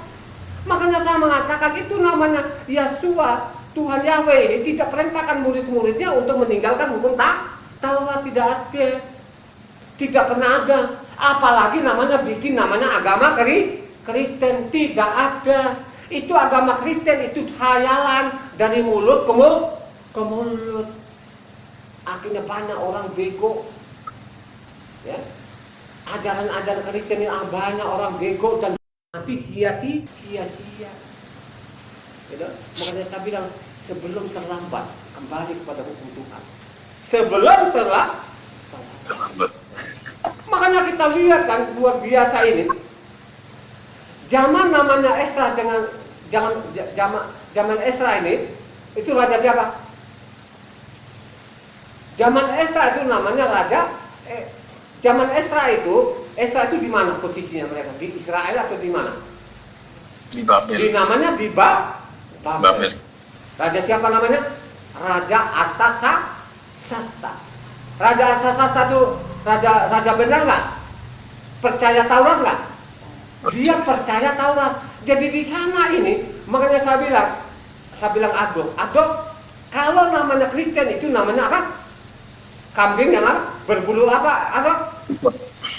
Berbulu kesat. Coba kita lihat kan ini perbandingan ini. Jadi namanya Yunani itu, Yunani ini, ya. Apa? Jadi Yunani ini, ya, lambangnya dia kambing, ya. Jadi lambangnya kambing. Ya. Jadi kalau namanya Persia, lambangnya apa? Gimana? Domba. Mari kita lihat, ya, kita buktikan nanti. Ya. Kenapa saya bilang tadi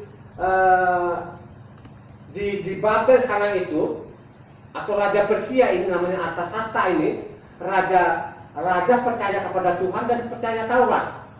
Ya, kita lihat kan, ya, benar nggak? Coba dibaca namanya Ibu Ana dulu, atau Ado, lu baca. Ini kita lihat nanti, makanya ikuti khotbah ini ya, sampai selesai. Kita lihat kan, lambangnya namanya Yunani itu, lambangnya kambing yang berbulu kesat. Ya. Jadi bulu kesat ini, dia yang mengacaukan nanti namanya hukumnya Tuhan ini. Dia yang merubah, dia robahlah hukum-hukum ini. Ya. Tapi kita baca dulu Daniel 7 ayat 25. Ya. Ini sudah dinubuatkan dia ini satu agama ini. Dan agama ini agama siluman namanya, tidak ada di dalam, kita tidak ketemukan dalam isi kitab suci, tidak ada. Ya.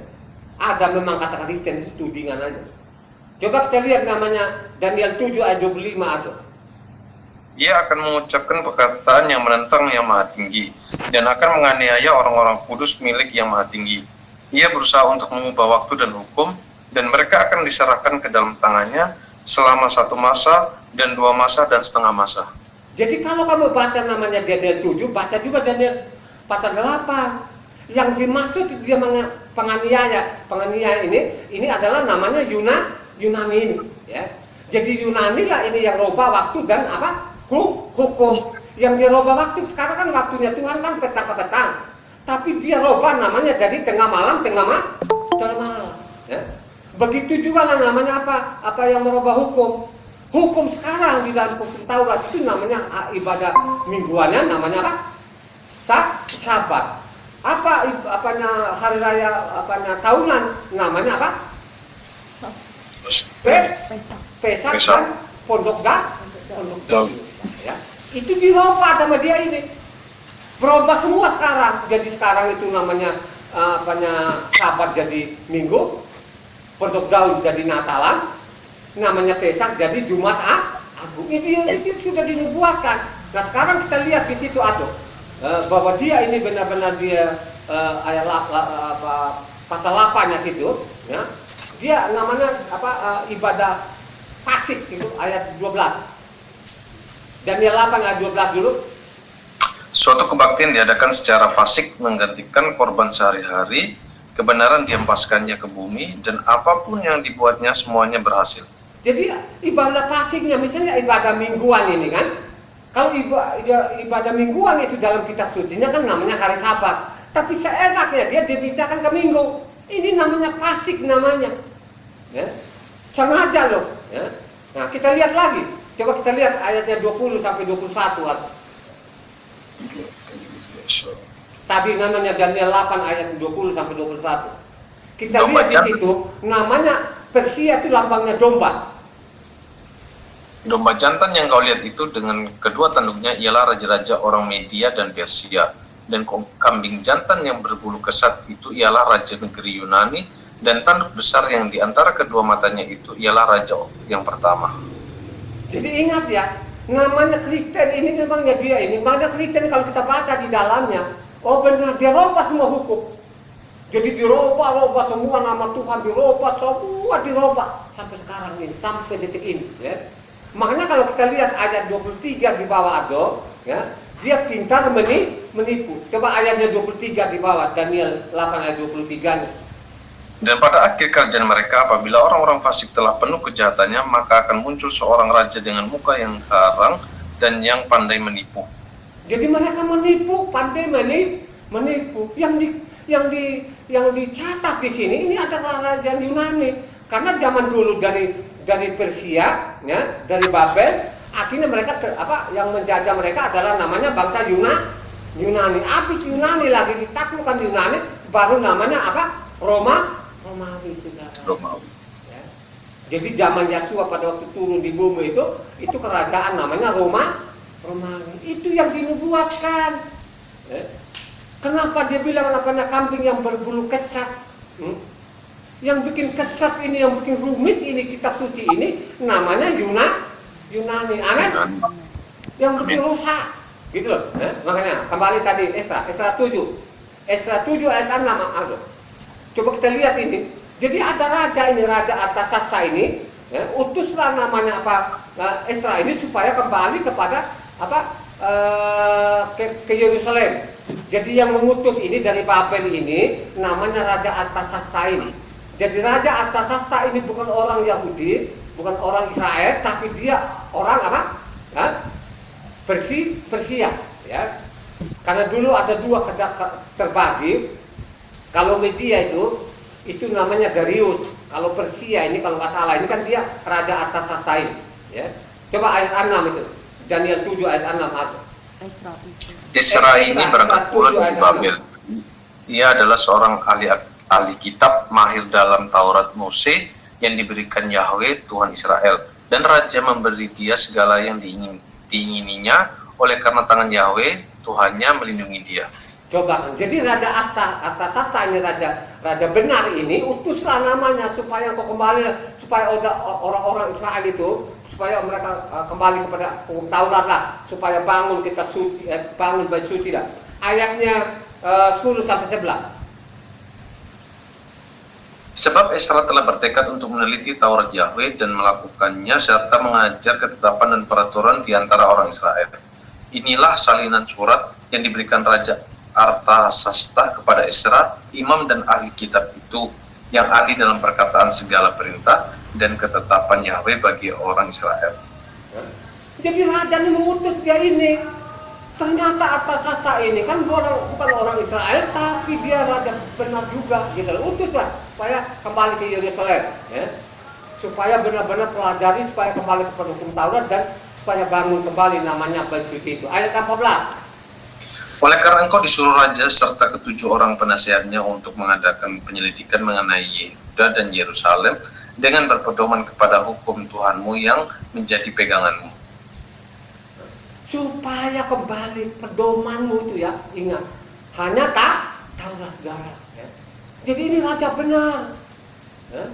Suruh namanya Ezra ini kan ahli Taurat, imam, keturunan imam loh ini, Ezra ini. Ya. Jadi Ezra itu bukan nabi, ya, tapi dia ahli Taurat loh saudara ya, Ezra ini. Ayat 23 sampai 26. Segala sesuatu yang berdasarkan perintah Tuhan semesta langit harus dilaksanakan dengan tekun untuk keperluan rumah Tuhan semesta langit, supaya jangan pemerintahan raja serta anak-anaknya kena murka. Lagi pula kami beritahukan kepadamu bahwa tidaklah sah bila para imam, orang Lewi, penyanyi, penunggu pintu gerbang, budak di bait Tuhan, dan para hamba rumah Tuhan dikenakan pajak, upeti atau bea.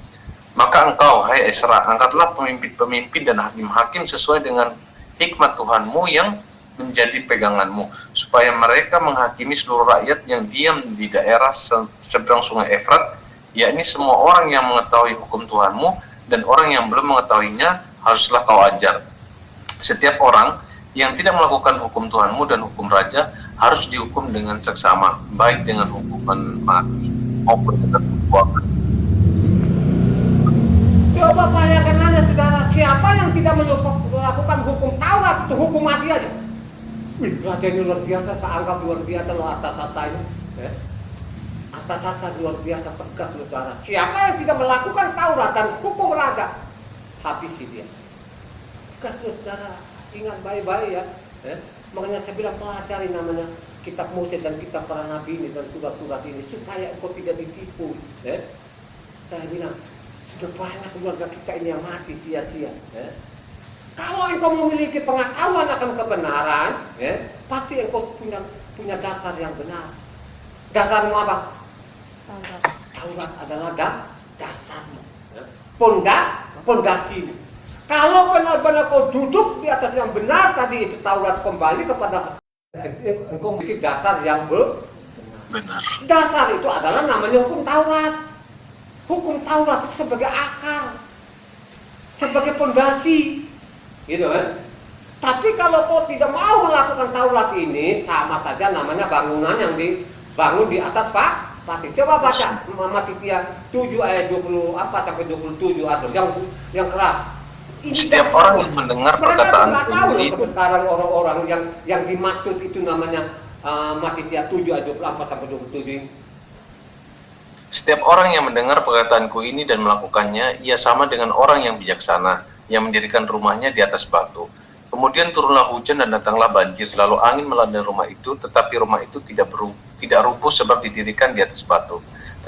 Tetapi setiap orang yang mendengar perkataanku ini dan tidak melakukannya, ia sama dengan orang bodoh, yang mendirikan rumahnya di atas pasir, kemudian turunlah hujan dan datanglah banjir, lalu angin melanda rumah itu, sehingga rubuhlah rumah itu dan hebatlah kerusakannya. Coba saudara, jadi orang tidak tahu saudara, makanya saat Kristen ini memang benar-benar luar biasa.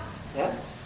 Mereka pertama tidak pernah mempelajari kitab suci ini, tinggal nanti kalau kita jawab mereka membabi buta. Kalau kita belajar mundur ke belakang, nama Matitia 5 ayatnya 19, coba perhatikan di sini. Ya. Matitia 5 ayat 19.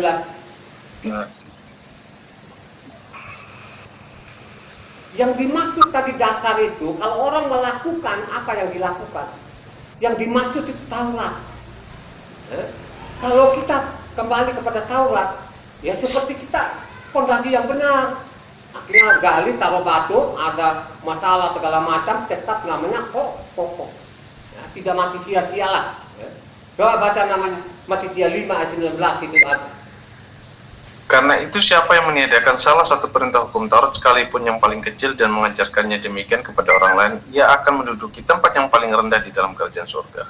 Tetapi siapa yang melakukan dengan mengajarkan segala perintah-perintah hukum Taurat, ia akan menduduki tempat yang tinggi di dalam kerajaan surga.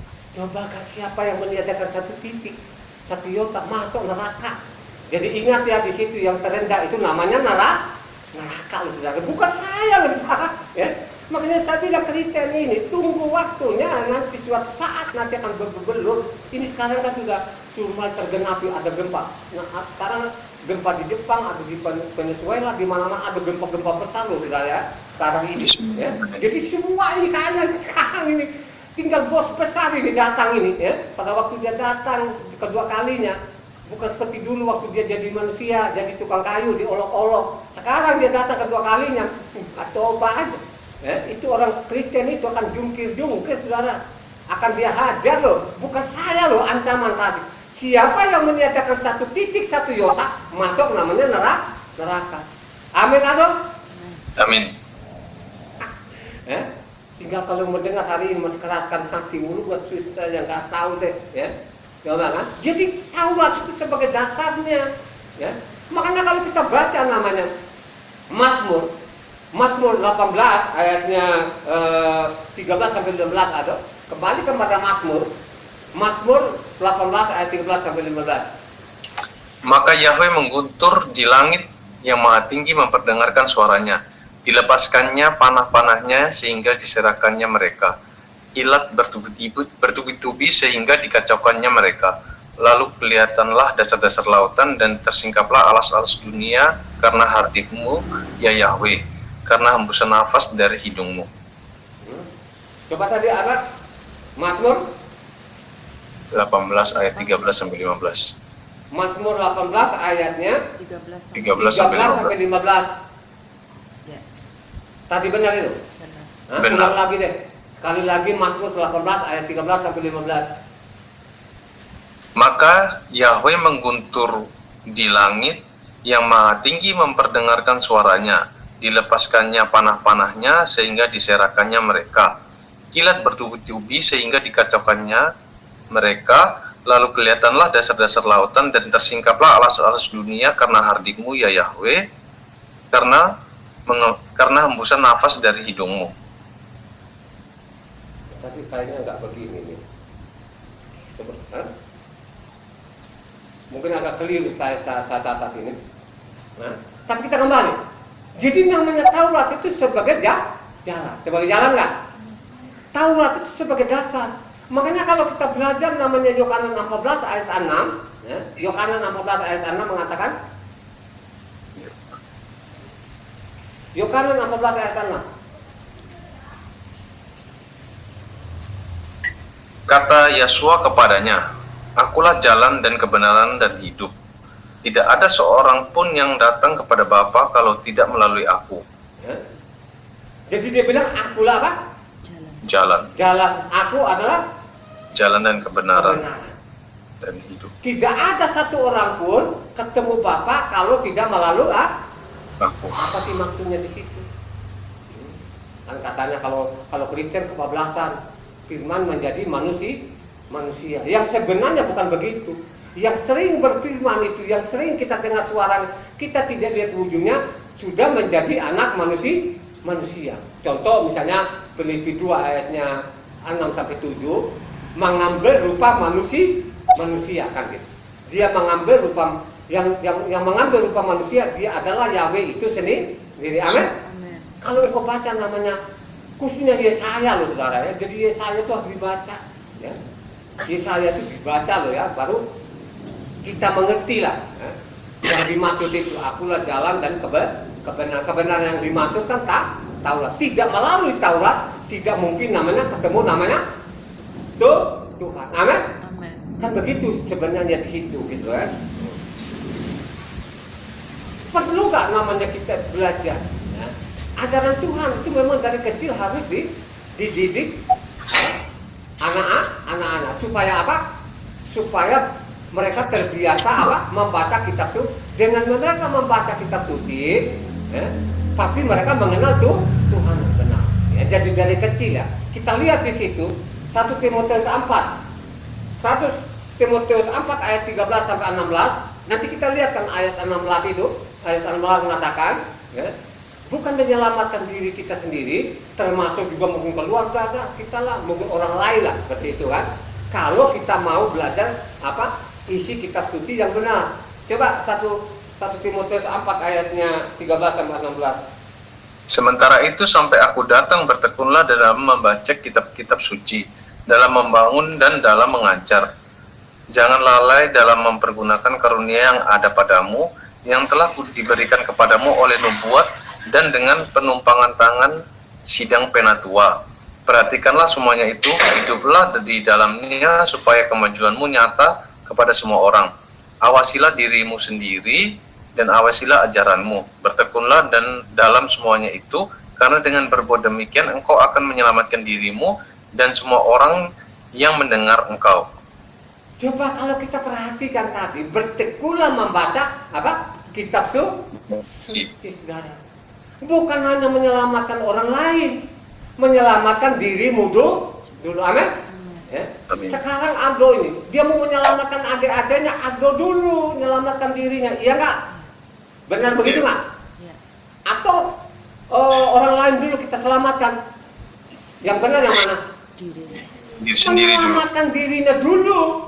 Supaya engkau selamat itu, makanya namanya pelajar isi kitab suci. Kalau engkau sudah kembali ke yang ke Taurat, pasti engkau selamat.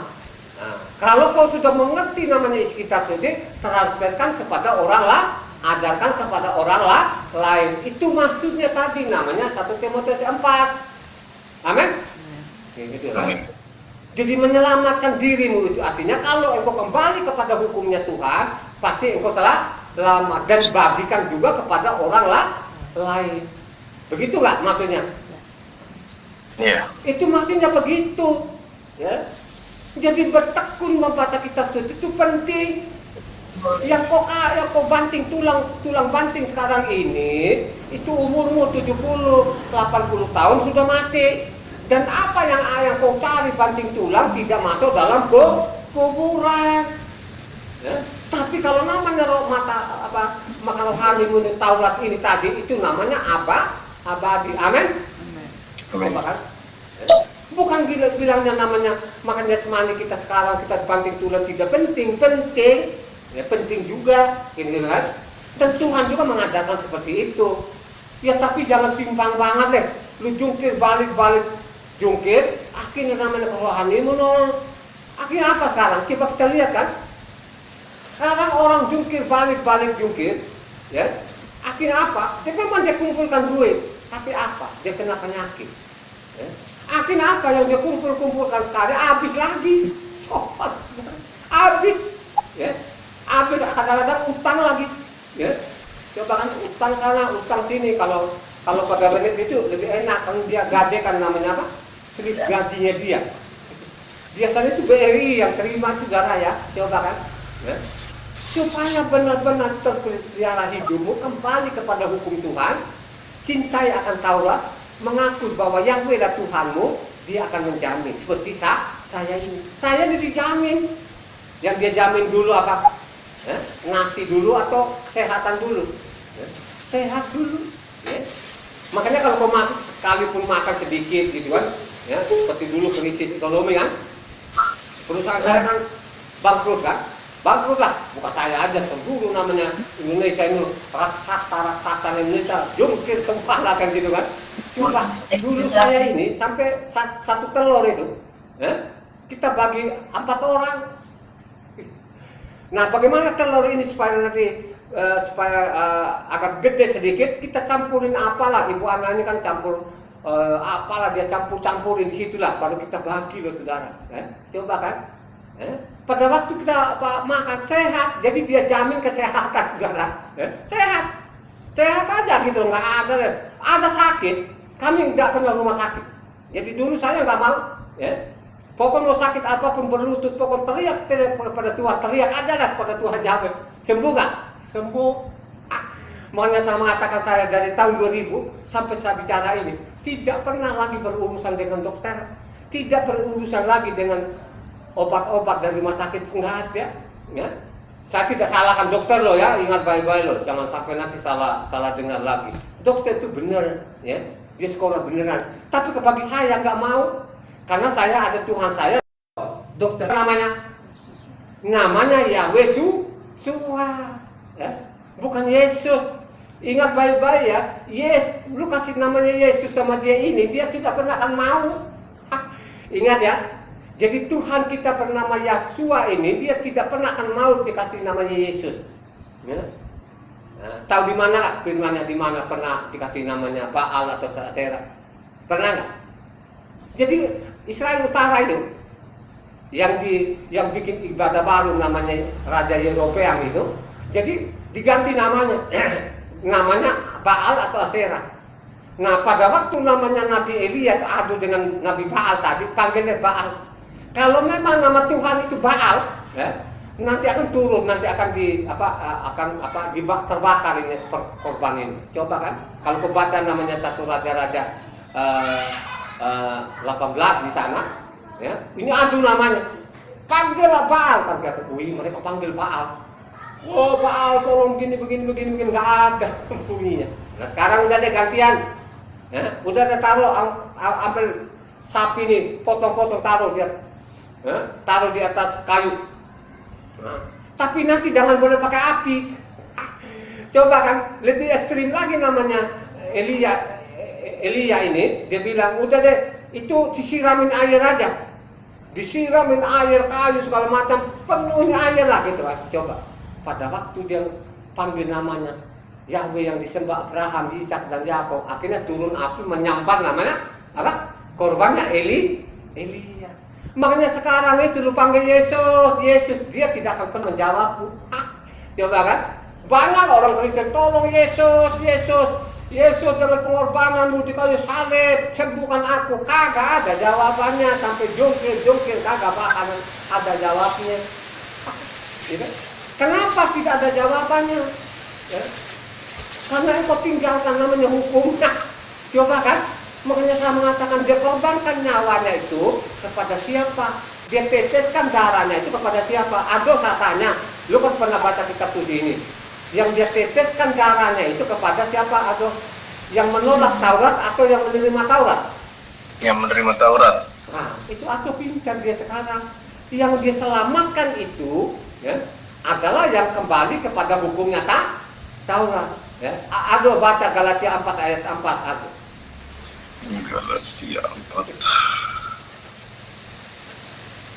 Galatia 4 ayat 4. Tetapi setelah genap waktunya, maka Tuhan mengutus anaknya yang lahir dari seorang perempuan dan takluk kepada hukum Taurat.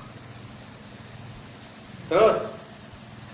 Ia diutus untuk menebus mereka yang takluk kepada hukum Taurat supaya kita diterima menjadi anak. Yang dia tebus itu siapa? Atau yang menolak Taurat, yang menolak hari Sabat, atau yang minggu? Yang menerima, yang mengikuti hukum Taurat. Jadi yang minggu itu ditebus nggak salah? Ada? Tidak. Jadi sangat tegas di situ, yang dia tebus itu namanya yang mengamalkan apa?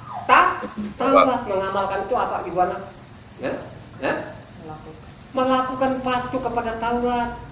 Yang cintai akan Taurat, itu yang dia selamatkan. Itu yang dia hapus namanya korban. Amin. Ya? Amin. Itu yang benar. Ya? Baca 1 Timotius 3, 2 Timotius 3, ayatnya 5 sampai 8.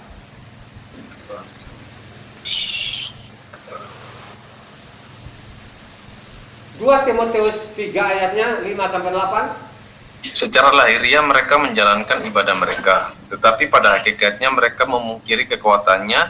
Jauhilah mereka itu, sebab di antara mereka terdapat orang-orang yang menyelundup ke rumah orang lain dan menjerat perempuan-perempuan lemah yang syarat dengan dosa dan dikuasai oleh berbagai-bagai nafsu, yang walaupun selalu ingin diajar, namun tidak pernah dapat mengenal kebenaran. Sama seperti Yanes dan Yambres menentang Mose, demikian juga mereka menentang kebenaran. Akal mereka bobrok dan iman mereka tidak tahan uji. Coba bagaimana sekarang mau mereka kebenaran? Kalau mereka sendiri pun tidak berusaha untuk mempelajari isi kitab suci. Tidak cukup ini saudara. Kita sampaikan kecuali mereka punya kesadaran, mereka pelajari kitab suci, pasti mereka tahu apa namanya kebenaran. Sampai sekarang pendeta itu tidak tahu apa kebenarannya, nggak tahu. 100% mereka tidak tahu apa kebenaran. Kebenaran itu berasal dari mana, Ado? Dari hukum Taurat. Nah, Adoni tahu sekarang lancang dia tahu kebenaran itu berasal namanya dari hukum Taurat. Ya. Coba Galatia 3 ayat 21, Ado. Galatia 3 ayat 21.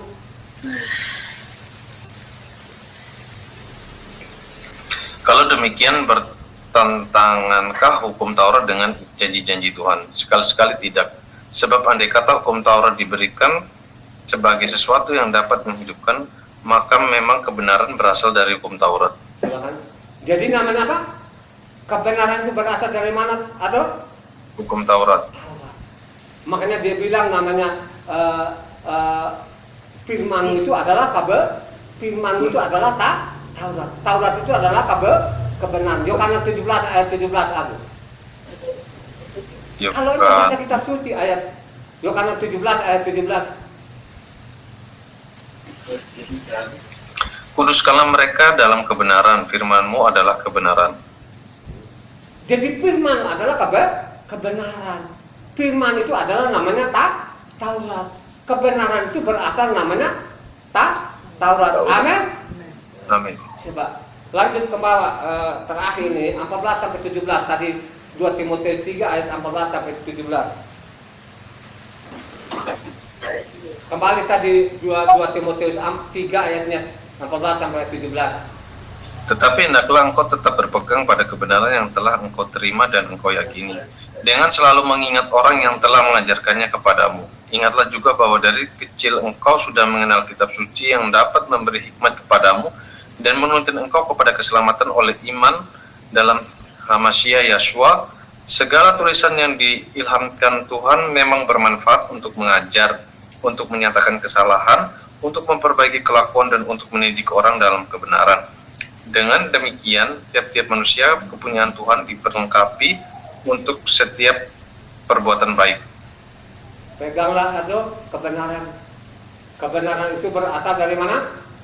Hukum Taurat. Hukum Taurat. Peganglah ini, ya. Lakukan ini, pelajari kitab suci. Pasti engkau diselamatkan. Amin. Tuhan memberkati.